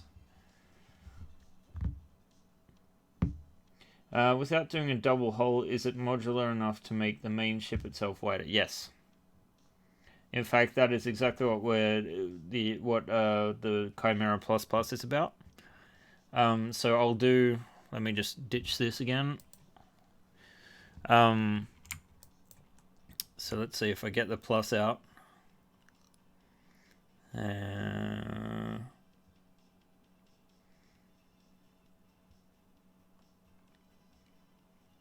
a skinny. I'm blind.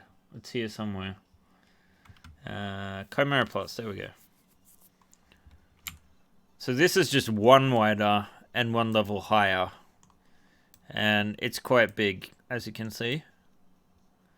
There's no interior except for the bridge. I haven't done more than that. As you can see, it's quite empty inside. And in fact, we need to finish tidying up some of these pieces. So in the process of tidying up pieces so they're printable, I will most certainly probably do a few more customizable parts. By the way, guys, back to timelines. Like I said, usually takes 2 to 3. Usually takes 2 weeks for the funds to clear. And then, but Kickstarter has started saying allow up to 21 days. So I don't know if they're going to hold on to it, because they do hold on to the money longer than is necessary. Usually the funds are cleared. I mean, whenever I back something, it's instant, more or less. And I think some people it takes a couple of days. Then they allow for, people whose cards bounce and whatnot. But as far as my timeline is concerned, as you guys might be able to see from the bags under my eyes, it's not just the fact that it's 20 to 12 here. I am quite exhausted, and although I have some great helpers in this process, I am the central talent, and it takes a toll. So the very first week, I am going to more or less unplug, just check my mail like once a day, and provide people with feedback, and just try to get over this cold. That I still feel like my throat's a little bit choked up, although I haven't been coughing tonight, which is nice. And then we're going to spend the week after basically trying to roll out tests of the My Mini Factory solution, and we'll try to get that fine-tuned. And we of course want to get it out to you as soon as possible, but I also don't want to get into a situation where it's going to be problematic to roll it out. So I'd rather wait until it's not going to be a problem for everyone, to sort of like iron out the bugs a little bit. Let's see. Could you do a flying sub from Voyage to the Bottom of the Sea? It would make a great Starship. I have no idea what that looks like, Deacon. Maybe you can provide a picture for that. Awesome. After I'm done with printing the Clawhaven library in like another day, I'm going to start with one of your products. Do you know what ship you're going for? Sam, okay. You nearly killed it yourself at the end of 3. Yeah. I do this all the time. I always get sick. Unfortunately, my wife has like the best immune system ever because she's worked in retail, whereas I've been in a nerd cave for the last 39 years, more or less. So, the Delta. Okay.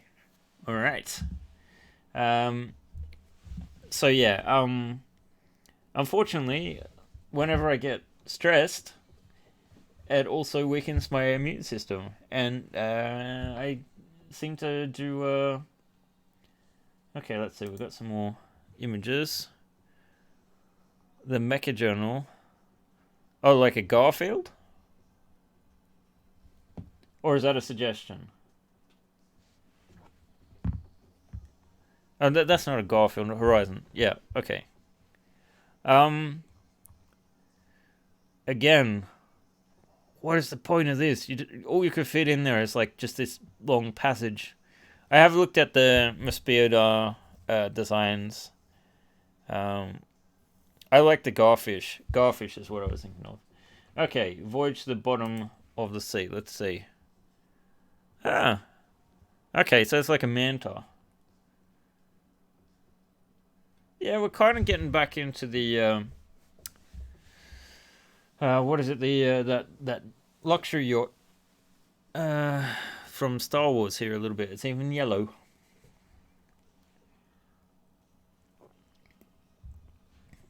All right, let's see. What do you mean? Oh God, sorry. M Cortez. Nothing wrong with those designs. I like them. Yeah. I'm just thinking of like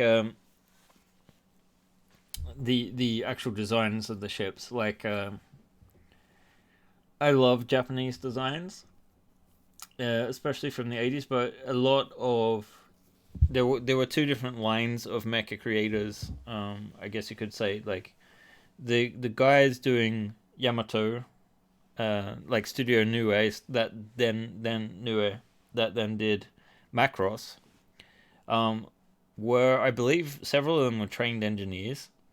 So that's where the BattleTech models came in, um, and unlike a lot of the American designs, like if you actually built the models, there was an issue at least early on that they were having trouble standing up on their feet.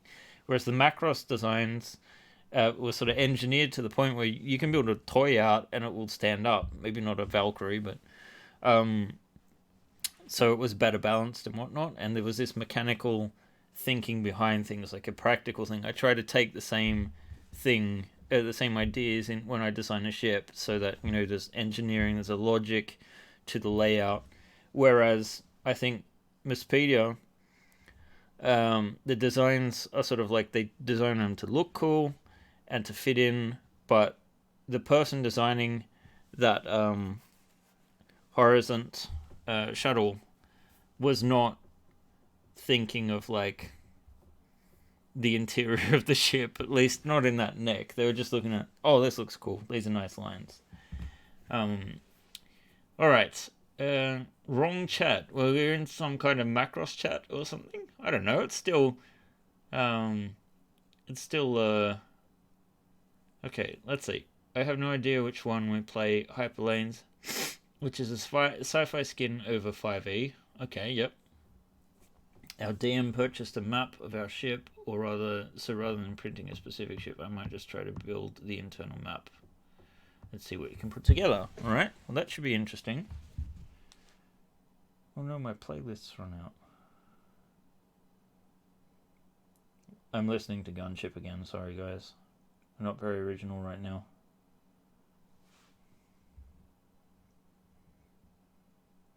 I've just got a retrowave bug.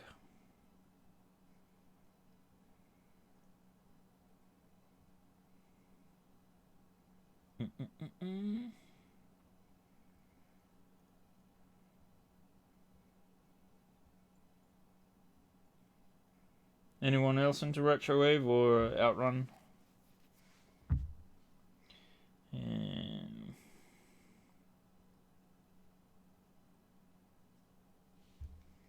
All right, let's see.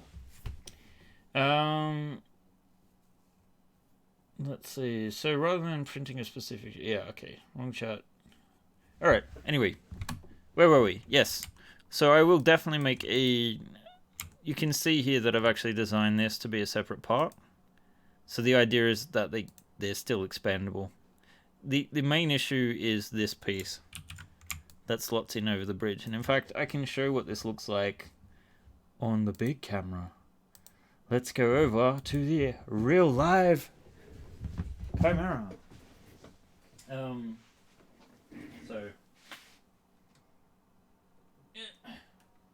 off we come. So yeah, we have the bridge here, and you can see that this part just comes off like that, but this prints as one piece.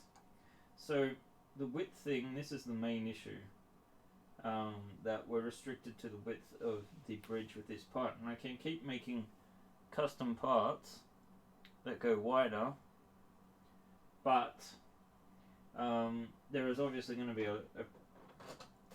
a build limit based on how big your print area surface is. Let's see, is that alright? No? Something like that, maybe? Maybe we should move it more towards the bridge this time, so that we've got something different to look at, eh? Alright. Very blurry.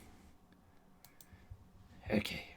So yeah, however, I just realized that this issue would be resolved if you want to go wider using these parts. So you would essentially, maybe I should put the roof back on and we can have a look. Turn the plus off. Turn the maneuverability and living quarters off. Landing gear should be on. The barbettes and passenger system. Let's see. And there we go. Put that back on. Okay, so these are probably not centered. But if we move these into position, let me see, I want to come and make my grid a little bit smaller so that we can easily move things. So the idea is that this would be, gonna have to move the pivot point.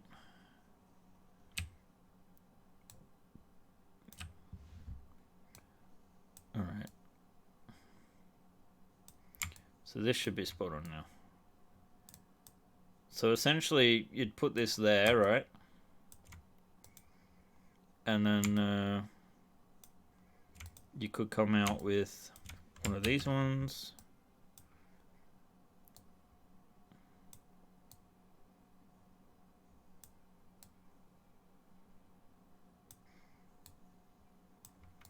So you essentially, I think you're getting the picture maybe. Can get the prices. Wait. Used to make a ship like the Red Space Engineer ship with large engine pods. I haven't played Space Engineers. I know what it is.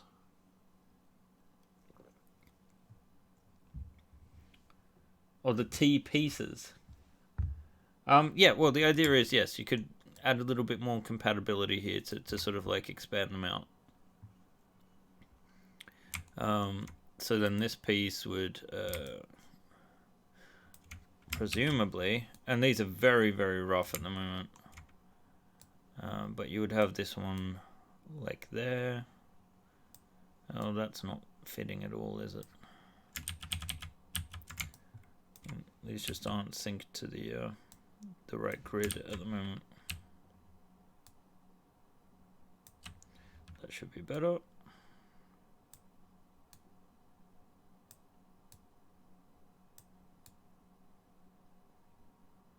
Oh, I wasn't in that direction either, but I think you're getting the picture. Let's try this one more time. Because I'm pretty sure it's all right in the middle. It's just... Huh. There we go. And then we get the bottom bit. And let's do the same so that it's...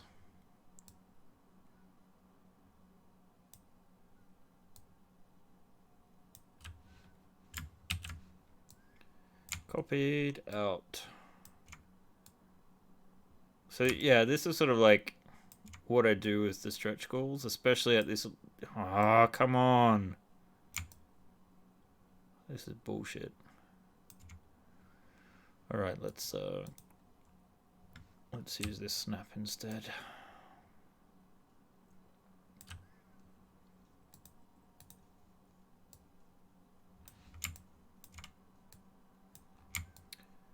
Alright, so yeah, we come out like that. And I know it's a bit ugly, but you could potentially... I'm making pieces so that you could drop this down to there instead. And you could have something a little bit more Gozanti-like. Not heaps, but something.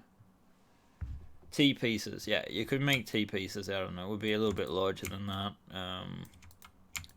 But the idea is then you could start coming back, and you could go wide with your actual cargo bay. So you just bring like the cargo bay out more. But the idea is having some pieces to sort of modify the silhouette of the ship yet again. Someone was asking about wings. Wings is something we could do. In fact, look, we got an hour. What do we want to do? We can work on these sort of parts, Lego parts, I'd call them, to sort of expand where the ship can go. That's one thing. We can do some kind of what were we talking about? The could you mix the skinny Chimera nose with the plus aft? With this you could, yes. Yes. Ring wings.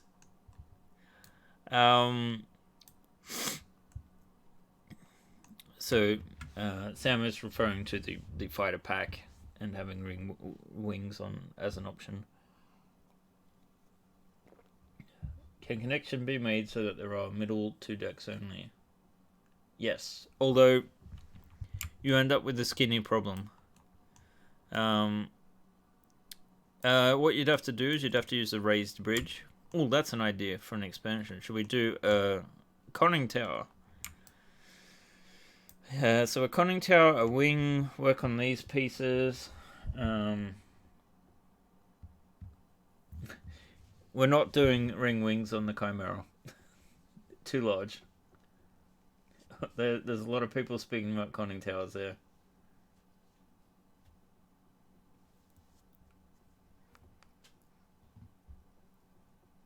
Alright, do we have any other suggestions for the actual Chimera that are fairly easy to do? I guess only I can really judge what's fairly easy to do, but it looks like we're getting some consensus here. I don't know how many people we actually have on stream at the moment. Let's check the campaign. We're at 533,000.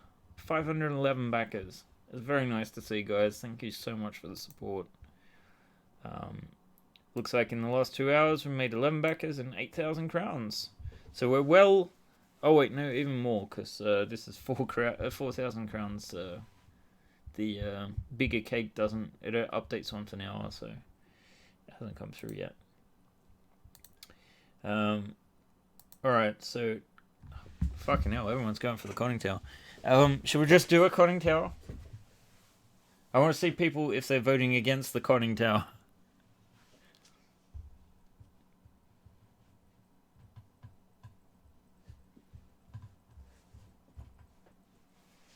We're gonna need to get back to looking at some of these inspirations.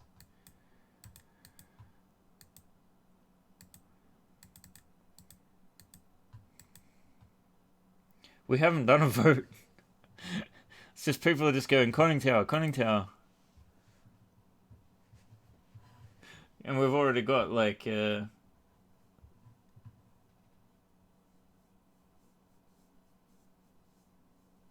so you vote for the conning tower anyway. It looks like I don't think we need a vote at this point. This is like pure consensus. Let's see. I need to look at my inspiration folder again. Yet another one. Okay.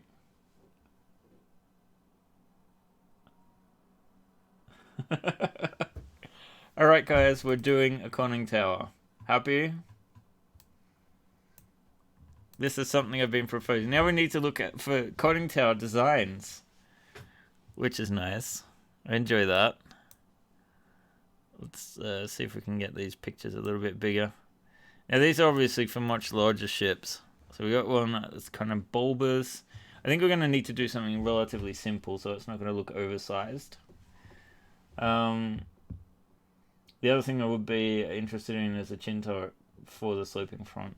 That's something I'd like to do anyway, kind of. I just don't know about the time. Let's see what happens, because I think we do need to have a turret port for the sloped areas. Let's see, that's not raised. Oh, now that's a big one. But she's 330 meters. 333 meters. In 2199. Which is weird, because Yamato was definitely shorter than that, and the lore is that they've rebuilt Yamato's wreck, which is a completely stupid thing to do. Even if it is the largest battleship. Bottom bridge, that would be great for an asteroid mine. Oh my god! Let it go! Let it go. ISD style. It's not on my list, but yeah, it could be possible. Hey, Darth Maul, what do we got here? What are you coming up with? The ISD, yeah. Of course. The thing is, it's going to look way too oversized. We'll see. We'll see. Let's look at some... okay. Let's keep going, looking at some of the... I like this sort of winged area sticking out. What else do we have?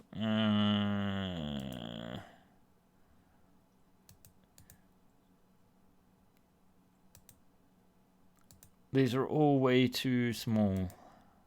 Well, you saw that some of the ones I've done already, right? So, okay, Elsa. Go for like Arcantius style short popped up. Genghis, do you have an image of that Arcantius? Actually, the ship is bulbous like an airship. Bottom bridge might look cool. The bottom bridge, we got landing gear to consider. I think it's a bit of a dud going that way. I know there's not much room on the downside. Oh. I wish I could just turn on my music and you guys... do we already do a hammerhead? What do you mean? We did it for the scout ship. I will gladly sign for Starship 5 if it includes astro mining variants. I will keep that in mind, Professor. Popped. Looking. Okay. Or the passenger add-on for the scout. Man, I hope we get to the third class stretch. It's gonna happen, Sam. It's okay. You don't have to worry about that. We're honestly only like 18... No. What? 16,500 away from that. That's gonna happen probably. It's definitely gonna happen before 5 o'clock tomorrow. I can promise you that. It's a small ISD. Okay. Let's have a look at the imager. Oh yeah. This is still a lot longer. What's that, like 250 maybe? 250 meters, something like that, I guess. You can really see that this is a nice transition from the Republican style to the Imperial style. It's got to be Clone Wars era, right?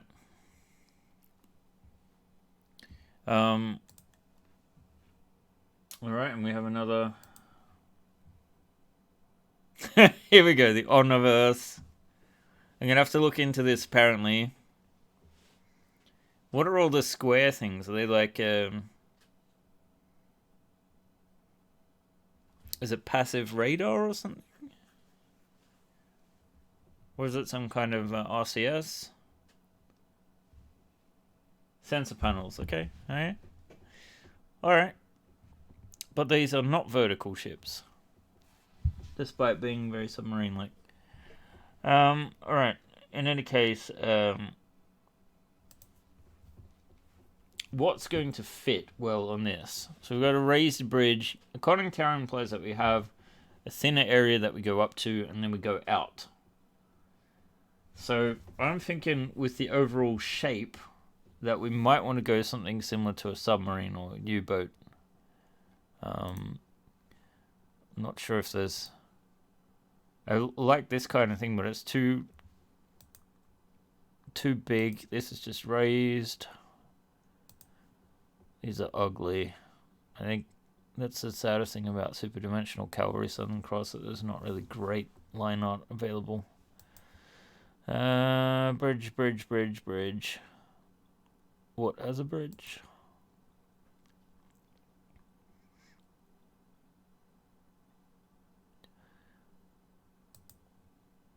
Alright, I think we need maybe to go... Oh, that's kind of cool too. But it's not practical. Let's think. Accumulator. What is an accumulator? It sounds similar. Oh, Macross 2, you know, yeah, something like this, but not as big. Actually, I guess we're gonna have to go something kind of ISD style, aren't we? Like submarine, but ISD style. So that instead of just having fins, you've got a practical bridge there or something like that. A lot of good suggestions here, guys. I really like that. Yeah, something like this, or yeah. I think this is going to be something like the base for sure. All right.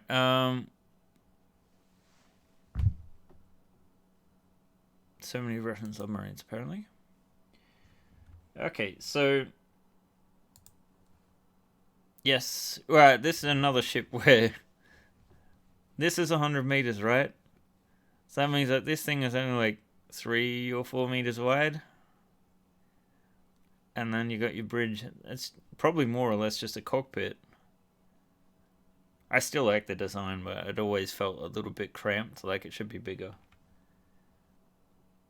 Yeah, it's basically a cockpit. And then it like has all these like it's a freighter, right? I like it. But let's think of what's practical for the Chimera. So I'm thinking the easiest thing is to go up here, and then we're gonna have enough room for some kind of elevator or shaft. Do we want? How high do we want to go? Like, is here too high? I guess we've got to kind of look at if we bring out the skinny. Let's get the skinny out. Skinny, skinny, skinny, skinny. Where did you go, skinny? There. Maybe we want to take something like this. Because I think if we're going for a bridge, you don't want to have...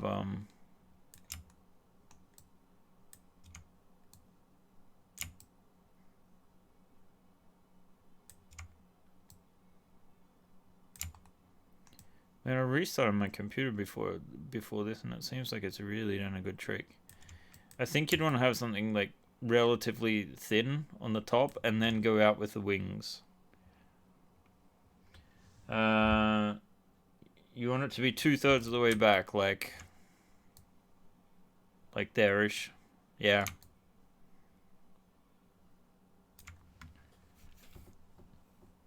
Like the sub, but you mean towards the back rather than towards the front, as it would be with a sub, right?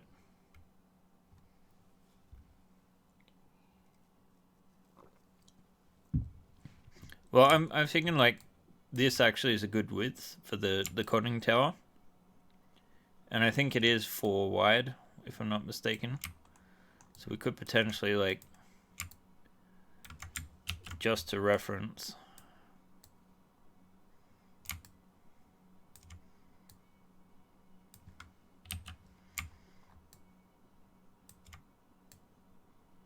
This is all very, very rough. And not at all fitting completely onto the grid, but I think we want something sort of that thin, maybe wedged a little bit, and then sort of coming back a little bit more sloped at the back. It's still going to look a little bit... See, this is why I want to go smaller, because it looks oversized. Width looks great, yep. So we can probably grab this top as well.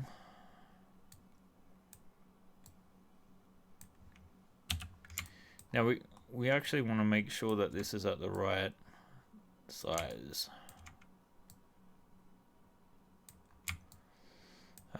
Sorry, not the right size. We want to get like some control panels and maybe some walls going, so we can figure out how high it should be.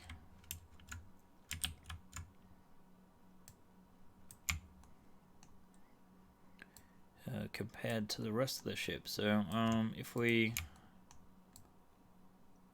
just temporarily shift this out. So we've got the top of our rooms here. I've just scaled this to a point where... Okay, so we probably want to... I think we design a tower where you could technically continue going up if you want to make it bigger, but I think we need to come down like... oh, god damn it, this is the wrong height. I'm just going to isolate some of these parts so that we're not dealing with all this geometry. So, what do we want? We probably want to lock this back to like here, because that will be the right height, and then we want to come to the middle. There. Okay, so now if we move the height, that should be about right. You can see that's the same level as that. And we should also be able to move that so it's at the base of the roof there. Oops. Let's see. Be back later. Alright, I'm only going to be here for another 50 minutes, Darth Mullen.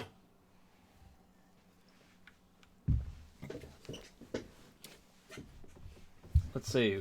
Max Rose default. Ah. Yeah. Yeah. She's a lovely ship, but way too big for my table. Way too big. Alright. Focus, Ben. Yeah, I think, like, it's actually Macross 2 is the style we want to go for. I don't know if we've got any ships in here. Yes, the Gloria. No? Yes, something like this. Like, maybe not as much at the front, but like that would... But if you can imagine that with, like, sort of wings... Yeah. That's from Irresponsible Captain Tyler. If you haven't seen that, it's a lesser known sort of spaceship anime. It is hilarious. It's about this janitor that accidentally becomes a starship captain and bumbles his way, both creating, I believe, and destroy creating a war and then solving it. Somehow, but like it's kind of to the point where you don't know if he is a genius or a fucking idiot with a hell of a lot of luck. Did I have more of that? I do have quite a bit of reference material here. That's like one of the best things for designing things. Like, look at this. You can see someone has taken a train design and worked it into a spaceship. I like that. Actually, this guy, I think he's called Lighthouse Mechanics, has some fantastic sort of ships that are very designed.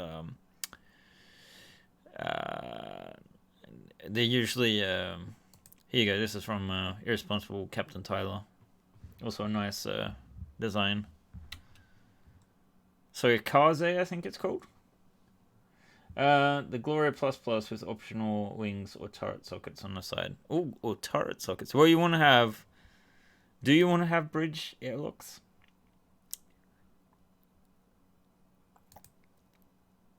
The Toga Cow was a little bit the same way. Yeah, anyway, I'm getting distracted again. We have a timeline here. Let's work with this. I need to move the pivot points.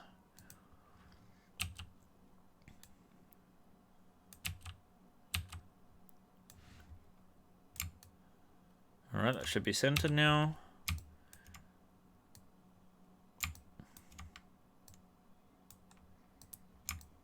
So we can use this as a basis at least.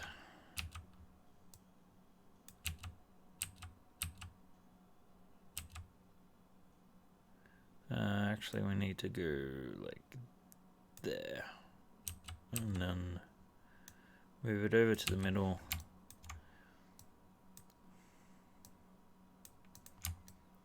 I wonder where that shadow is coming from. It's a bit of a weird shadow. No idea. Should technically just be the stuff that you can see here, but oh well. Okay, let's see what else we got. Like the hammerhead sockets or airlocks. Yeah, I mean they could be a part of this. So then we need to come back from here. So essentially I'm going to duplicate this, isolate it again. We can probably drop off at floor level, which should be... Actually, you know what we can do? We can just... Oh, we want to chop this all out anyway. So let's gut that. And we can keep... Do we want to keep the inside? So do we want to get a...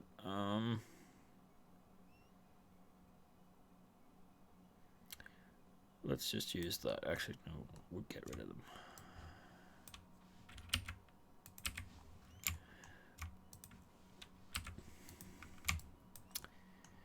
I can feel my body failing me. Almost over. Home stretch, guys. Home stretch. I know just before Christmas and Black Friday isn't the best timing with things. I think I'd try and do the campaign in like September instead. I don't know. I feel like I'm playing catch up. Like I know the optimal times to do things now. It's just a case of I can't get... Like if this is going to be my permanent job, this is what I do. I need to do 2 campaigns a year for things to be sustainable. Mostly so that I can get some of the work delegated to other people.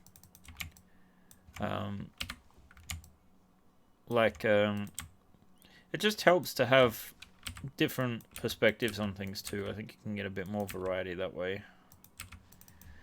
But it is going to take time to build up into something that's fully sustainable and supportable.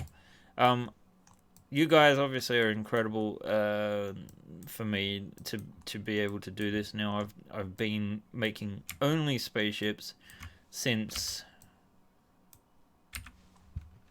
Oh, well, really 2018, but this is like...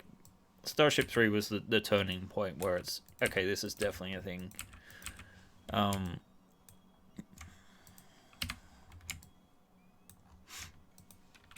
Let's see. So we want to get rid of all of that. Okay, so now we've got a base form. Actually, I'm going to cut out this as well, because what we'll do is we'll take this base form. Then we're gonna flip it back the front, and that should be, let's see, in the Z we can see there. So if we go -1 there, should now face the other way. And then what I'm just going to do is select these edges. Or not. Why? Okay. I don't know why that didn't work. Okay, that worked all of a sudden, and that worked. Okay, and now we're going to extrude out. And these will just basically become our walls. Now, these should be half tiles. We're just going to scale this in and flatten it. Whoops, I duplicated it. And that's creating some issues there. That was probably why we couldn't select that object, actually. So let's delete that.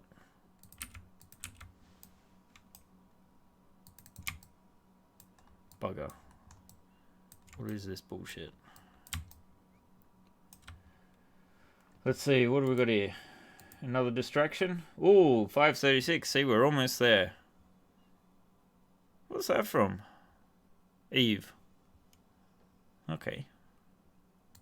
Is there a particular feature you're trying to draw attention to, Produce? I'd love to see a video of you designing something from start to finish. How about a full time-lapse of you designing a ship from scratch?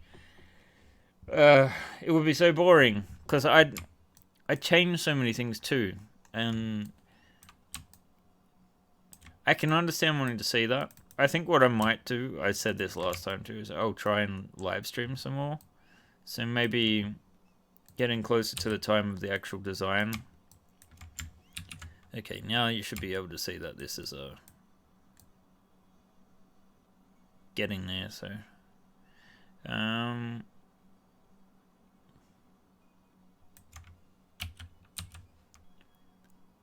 let's just bring this. That should be 2 inches wide there. And then if we... Oh, this is getting heavy.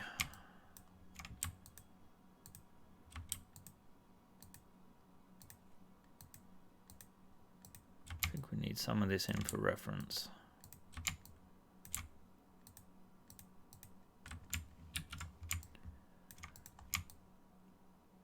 Alright, so if we then take this and just duplicate and twist it.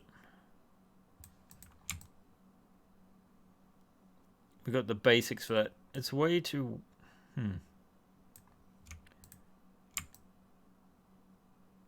Can probably drop some of this off so we get like 3 squares there, and that would actually give a good port for a turret. Condor bridge. So the turret's not the bridge, it's just like... It looks more like a sort of... Sort of like the extended bridge version of the transport. Words, Ben. You need words. In any case, we only want the walls here, really, so let's ditch everything else here.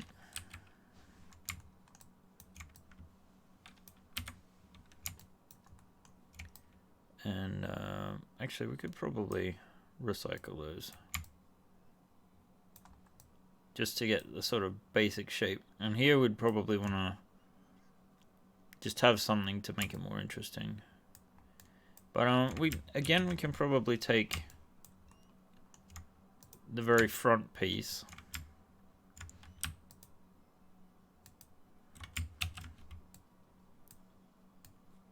Yeah, that's gonna fuck up.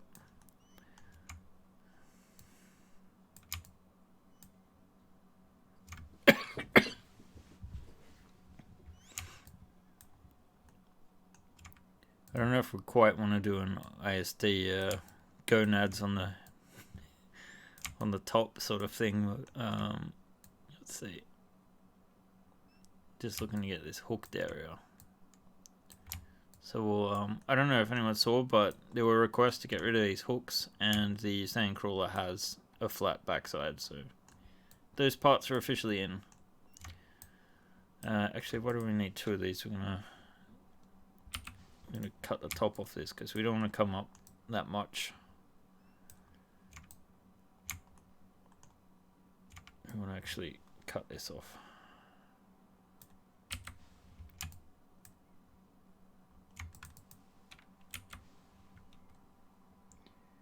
Alright. You guys always go so quiet when I start the actual modeling process. I guess I can't read as much anyway.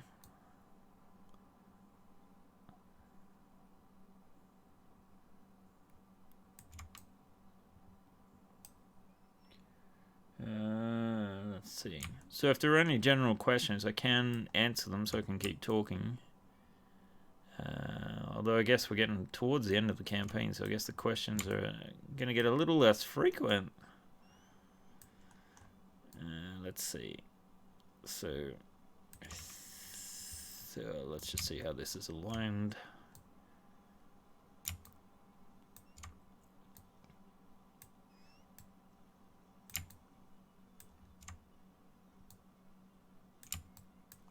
Tell you what, I think my wife will be happy to hear the end of the campaign.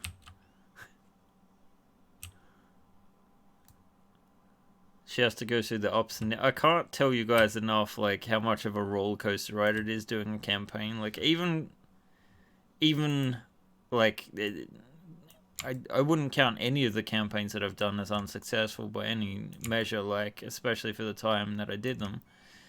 And they have always increased. I think we'll probably finish slightly under the one last time, but last time it was 3 ships, so I think that's perfectly acceptable. So we don't need these anymore, since we know how high we had to come up. See, it does look kind of high already. You're holding your breath. Please not to. Don't worry about distracting me. It'd be easier if you had the music playing so that you could help that keep you entertained. Yeah. I definitely want to like round it off a little, and I want to come out with sort of horns to sort of create more of a shape. I wonder what it would look like with the side engines.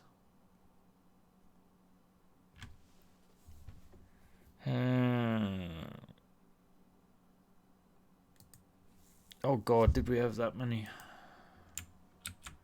I forgot I was experimenting. Because that would make it a little bit more of a profile, wouldn't it? I'd almost want to have it actually be on par with that, but we said we're making a conning tower, so we'll make a conning tower. So we'd have to really rough out the back. This would be one of those places where I'd probably actually render it like this from this angle and not do so much in the back. But yeah, definitely sloped. But that sloping is going to be a process. Like I might even come up all the way from here. Like maybe use this sort of to come up. I don't know, it kind of gives it a nice look as well. And then you can obviously use all of this. The only thing is you're not getting asymmetry here. And that's always fun as well. Never say never. There are other campaigns in the future, obviously. So let's just duplicate this for the sake of the width of the walls. And I think we need to... Well, we'll duplicate this one. And we want to go one there, so... And then... out there. So I don't think the wings...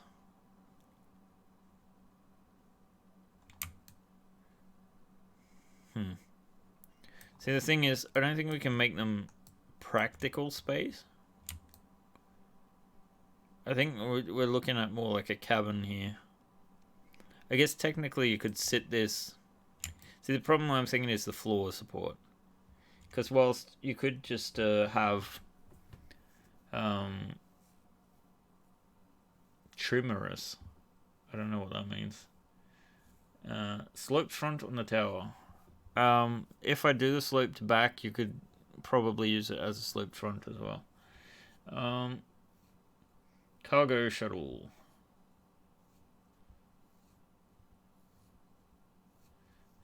Not a bad idea for the future. We're not going to have the time for it though. It might look better on a ship with more stuff sticking out. Just having the basic cucumber shape with something suddenly sticking out of it is a little jarring. I agree. We haven't really done fins and things either. That probably would have been... I don't know if we've seen the last of the Chimera. I think we probably are going to have some upgrade packs in the future. For sure.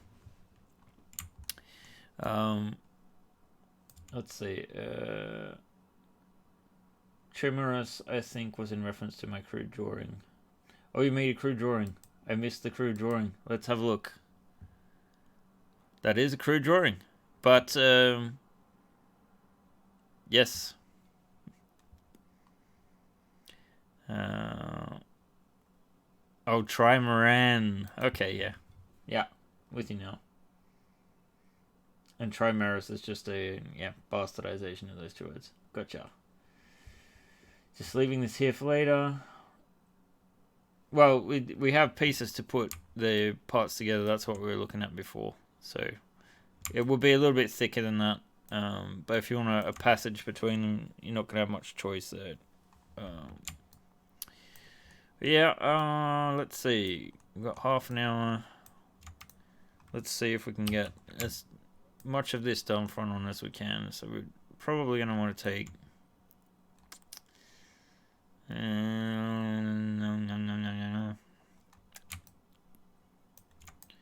Well, these are mirrored, so let's just take these edges for now. Oh god, this is so unresponsive right now. Alright, let's once again isolate some components so it runs faster. No.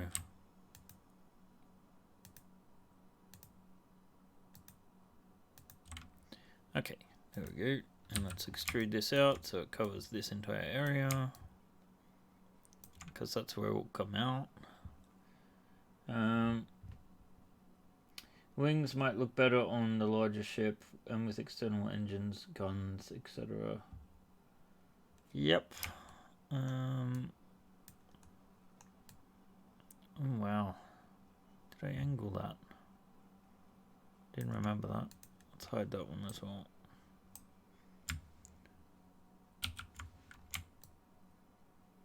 It's mostly a test.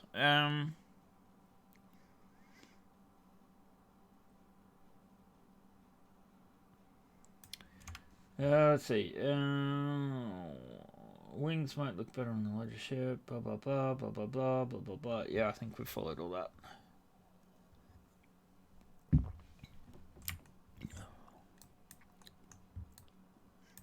So I think for now we'll just come into the middle here just so we can cover it. Obviously we can never do anything that's like an hour is not enough time to do super much. I wonder if we should bulb out and then have the slope.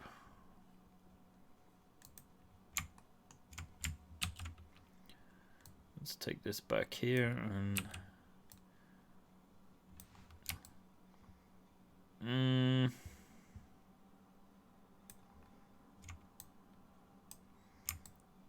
I think I'm gonna get rid of everything in between here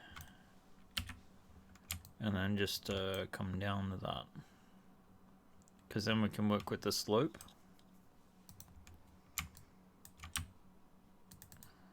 So ugly on the inside, but beautiful on the outside. So let's just come down there.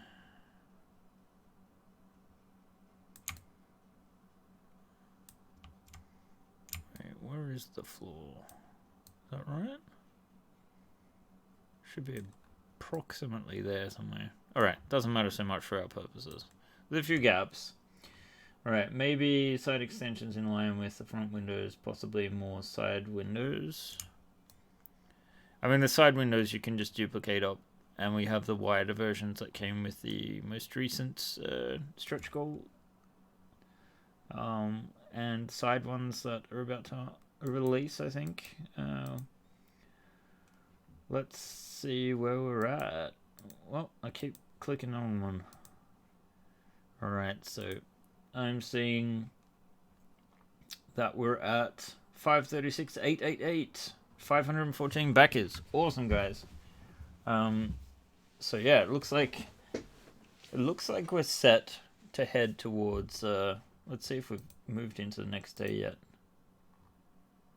Not so far. So today we're up to 47,800 crowns. Not bad. Starship 3 we did 75 that day, so considering the fact that this is one ship, I think we all can be quite happy with the progress. I know it sounds like a lot of money to many people, and it is. But I spend a lot of it trying to promote the campaign, getting help, all that sort of thing. So, and I have a business to run. But it does go a very, very long way. And I most certainly, I love being in the position of actually having turned down jobs. That is like the best feeling, especially when you come from a position where you're like fully reliant on. I'll just bring this up so we can see where the bottom is, because we want it to be on par with that. And then what I'm thinking is that we actually take this all the way around. We do some kind of extrusion.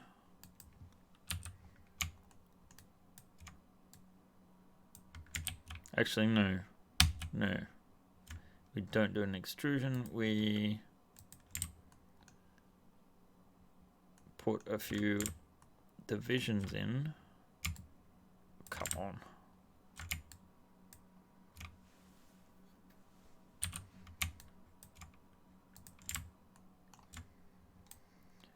Been very bad at deleting history tonight.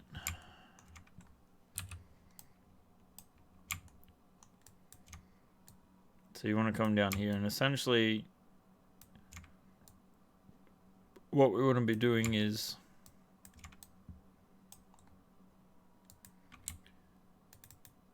taking these sort of layers and maybe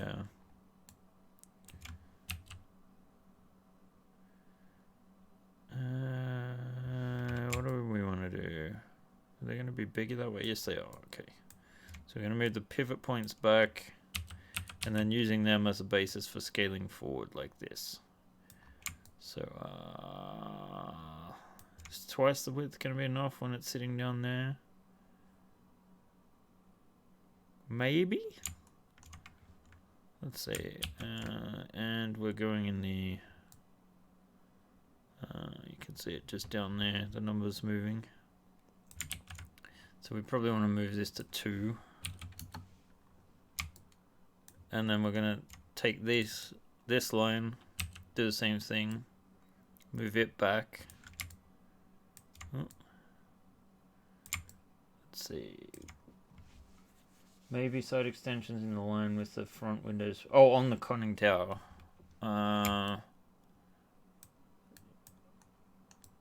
Oh yeah, that's what we're talking about doing.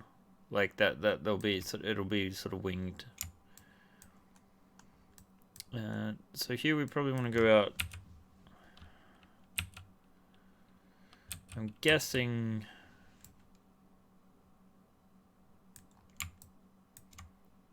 maybe a little bit further. I want to create a gentle slope. Gentle. I don't know.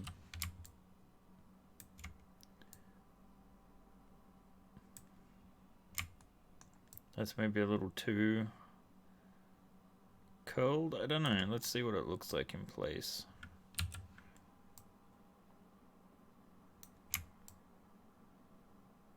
We probably want to come back a little bit further. I don't know. What do you guys think? Further back?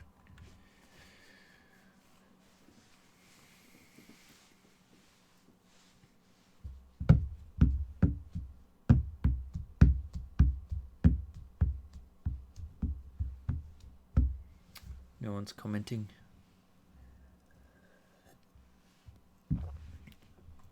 I'm gonna do it.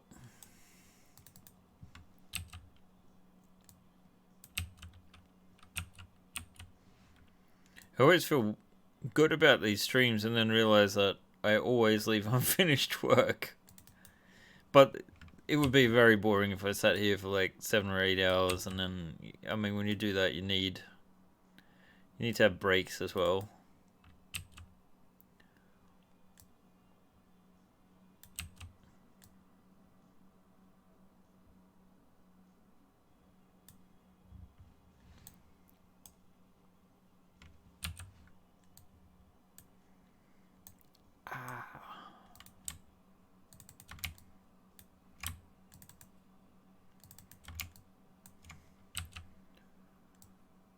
I'm really looking forward to having some more healthy behaviors after I start sleeping properly again.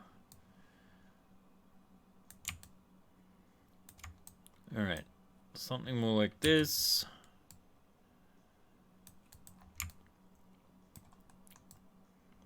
That's gonna be good, I think.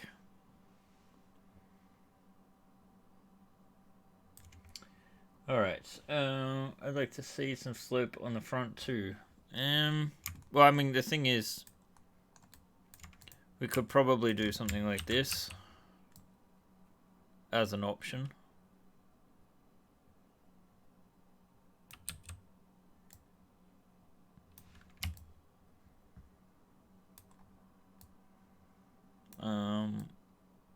Although it goes through so many parts. It's very rough. It looks good. It does look a bit better. It does break it up a little bit more. Although I prefer an overhang myself, but the other thing is you could also do something like this. Like bring that forward a little.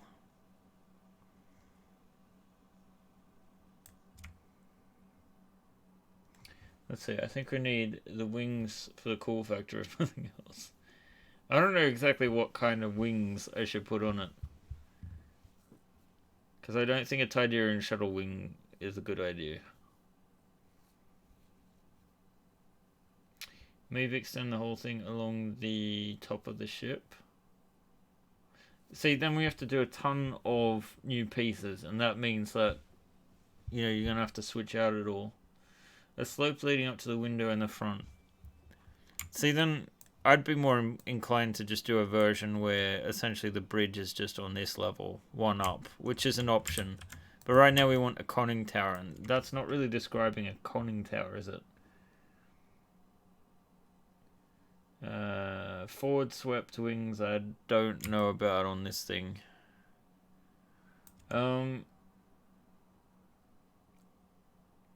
An overhanging bridge. The only thing is, I think if we have an overhanging bridge, we kind of got to go up a little bit more, like a half tile.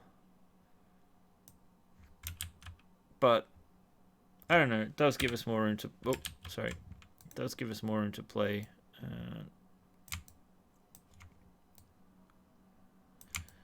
So let's assume we're going to have some overhang. That's a 1 square overhang there.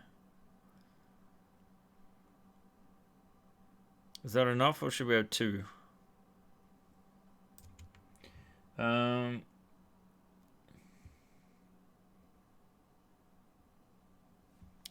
Slope the roof a bit wider.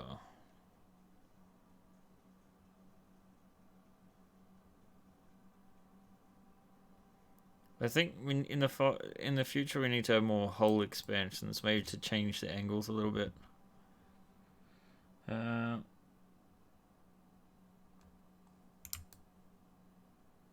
Not really. I'd agree with that. It's kind of submarine-like in a sense, but I think the problem is the bow with this doesn't look right. But then again, you could potentially make it thinner. But anyway, we are kind of slotted in for this, so let's see 2 for comparison's sake. 2 would bring it here.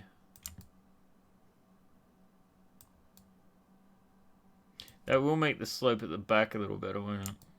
But then I definitely need to have some kind of cup here to hold it. Like a slant at the front. I don't think this is a...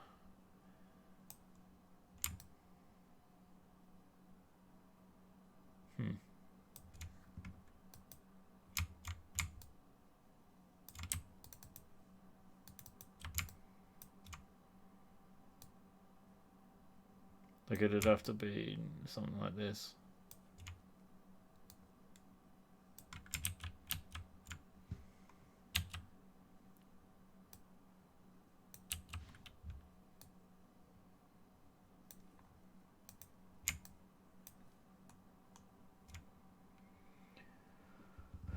Or just invert the slope. Yeah.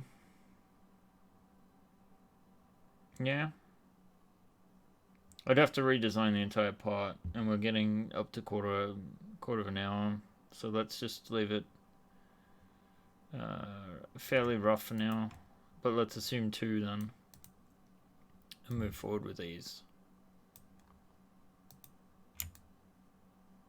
We might have to go back a bit more too with the slope to make it look right, but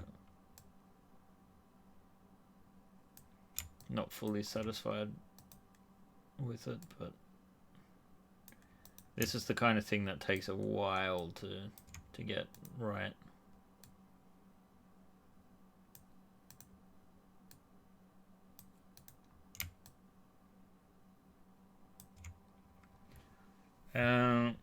No, I'd agree with you, Sam. But I think you got to remember that what we've got here is an extremely modular ship. So whilst the bridge might not fit perfectly on the existing Chimera, like when you just look at it like this, it's more interesting. So you could do a lot more with the bottom of the ship if it's wider, if it's like, don't assume that this is the version you're going to stick it on. Like maybe you only have 2 decks here and you want it to have like the sloped front, and I don't know. There's just other options. Turret ports or doors on either side. I think the ports are a good idea. We'll need to get the turrets back. And we're going to have to unhide these. And we want regular sized turret ports because they're going to be too big otherwise. So let's... Where was that? I think it's hiding inside another ship. Let's just take it from over there.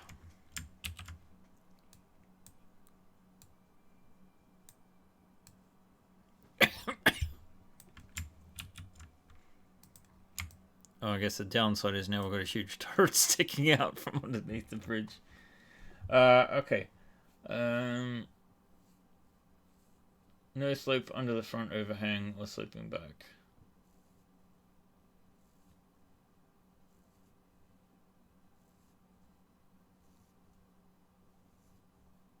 Then if you match the front to the back, you can add an office or cabinet in the back with an airlock in the side or turret. Add turret ports or doors on either side. This sure, I know you said that the extending the tower further forward required a lot of new tiles. There's no way to just add more side pieces to the tower to lengthen it. Oh yes, you could do that. Like this would be a middle part, so you could just make it longer. You could change the position, reverse it. There's a lot you could do. Let's... I'm just gonna... Let's see, maybe I need to remove it from the right group so that we hide the turret ports again. And then we want to remove selected object. There we go. So that we just got...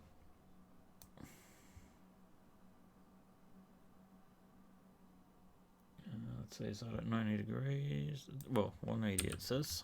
Okay. And... looks like it is hopefully aligned to the grid.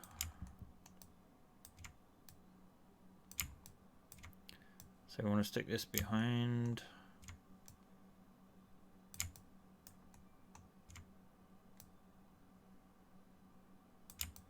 Damn, that is not aligned. But I know the easiest way to do this is to match it to the center line of the open lock ports. And we should be able to then, yeah, slot it in.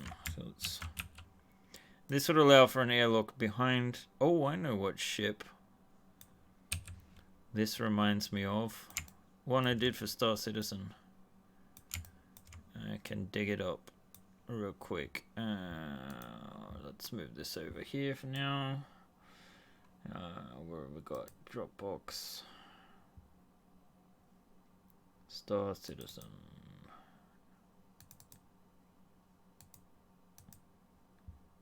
Oh wow, there's so many things in here. Yeah.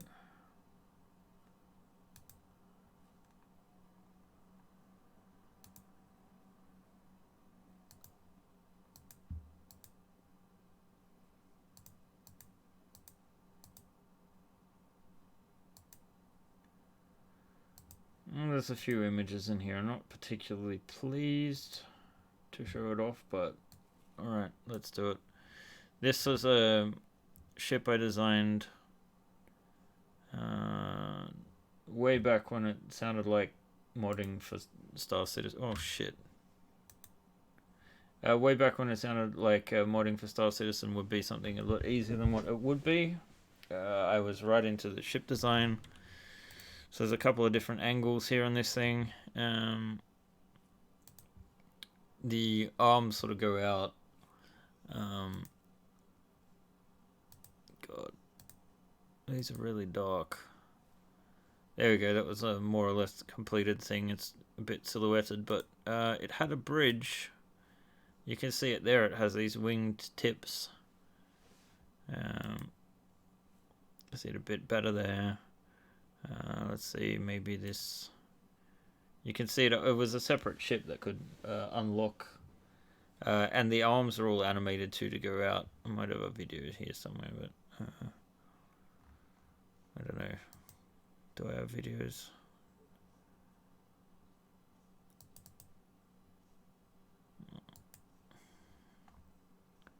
Maybe. Here we go. See if this plays up. Ah, on the wrong one.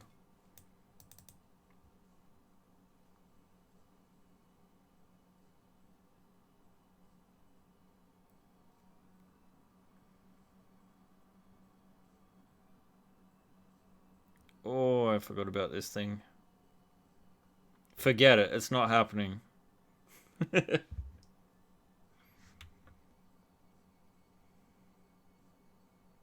But yeah, you can sort of see the bridge section there. I don't know, I think I did a landing sort of animation. I got pretty far with this model.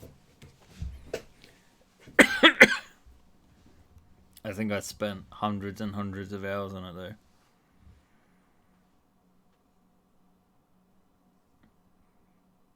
So yeah, not really practical, but again, sort of my design.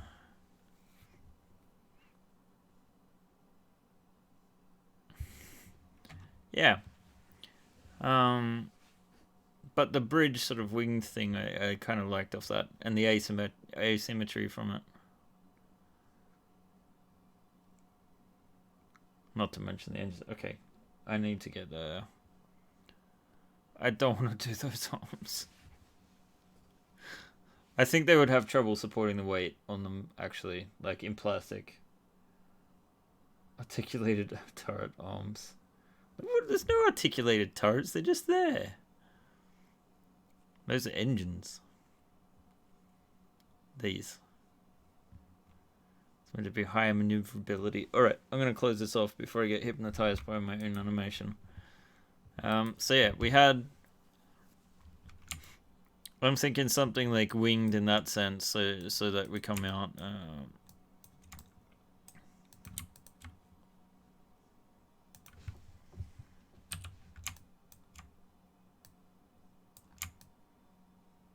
I don't know if we should come down here as well.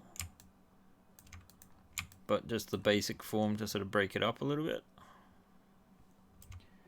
Articulated turret arms, that's what you already said. I'm just repeating it. And then we just... oh god, I'm running out of time again, guys.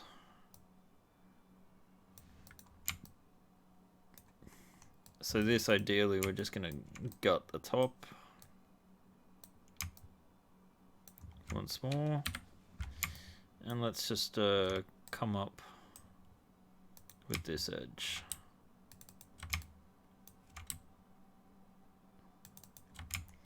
I'm just going to take it all the way up first. And then we're going to break it up.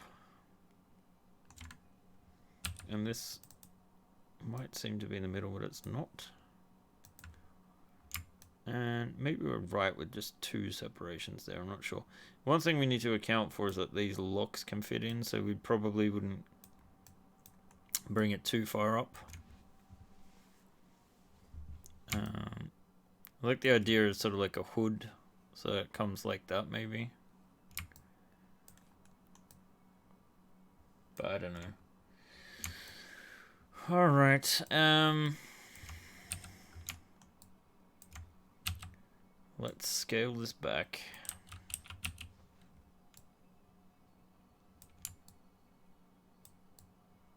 maybe we should leave that.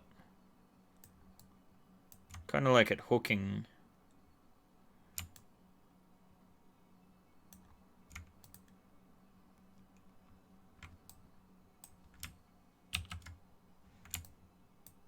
Alright, let's put in the Z.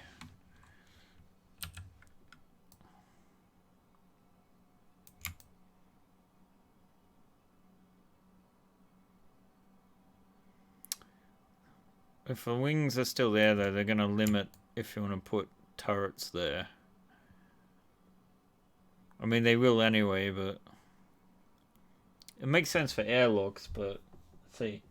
Split and mount the sensor array on either side of the bridge could even make it larger. The bridge or the sensor array? And do you mean the one from the scout ship?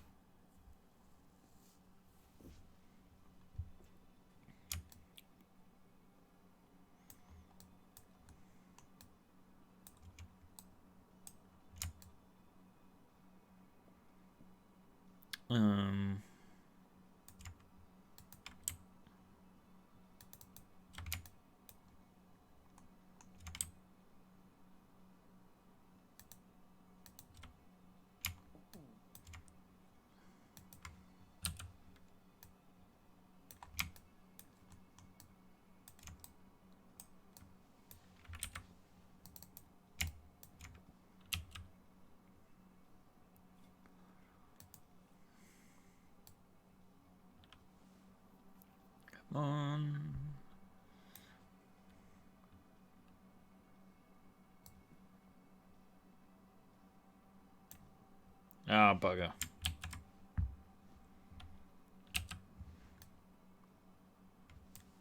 I'm still in snapping mode. There we go. Is that right? Not quite.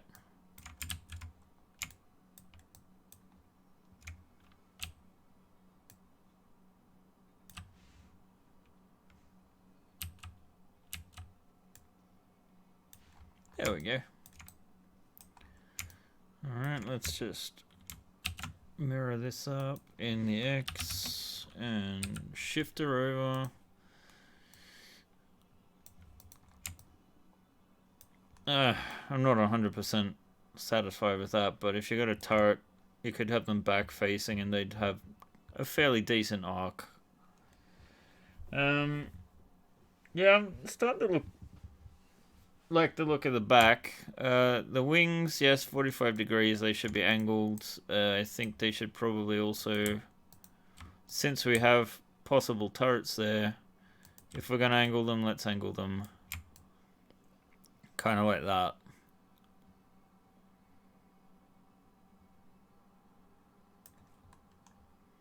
But then you could take the... I don't think I have the scout sensor in this scene.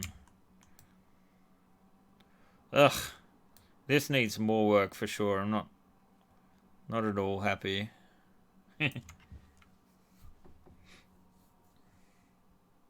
Oh, that's it. The back looks good. Yeah, the back's getting there. But this is going to need some more work. And guys, I'm sorry to say that it is pretty much 1 o'clock here. So I should start winding things down here. We haven't quite got far enough that I'd use this as a stretch goal as yet. I think tomorrow during the day, if we can hit some... let's see, put a turret mount on the top. Good place for an antenna. I mean, that shouldn't be too hard, really, to put a turret on the top. Or sensors. There are a couple options there. I'd like to play around with it a bit more. Maybe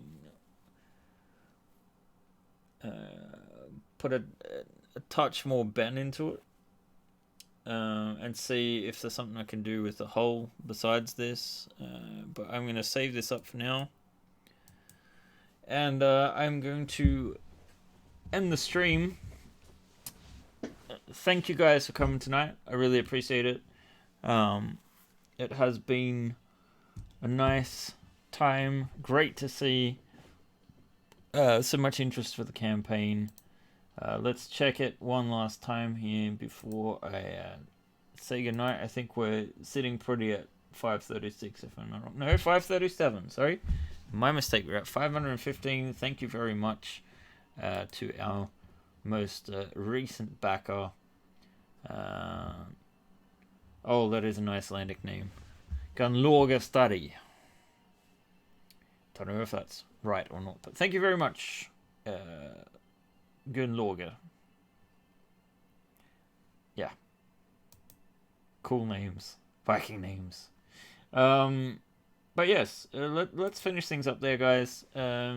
Thank you so much for coming. I think we had a pretty decent turnout tonight for a nice last push. I might do a spontaneous stream the last hour or so, just depending on how quickly things are moving. And yeah, so that will be like in the last hour before things finish up. So I understand for some of you guys in the US that might be quite late. Maybe I need to think about finishing times, doing something slightly different in the future to account for that, like maybe making it Saturday morning or something like that. But in any case, guys, thank you so much. I hope you enjoyed the tour of the Finnish Chimera, and thanks for hanging with me tonight. And thank you so much for supporting the campaign. I really, really appreciate it. You have made my life so wonderful by just being able to design spaceships all day. All right, good night, guys. Bye.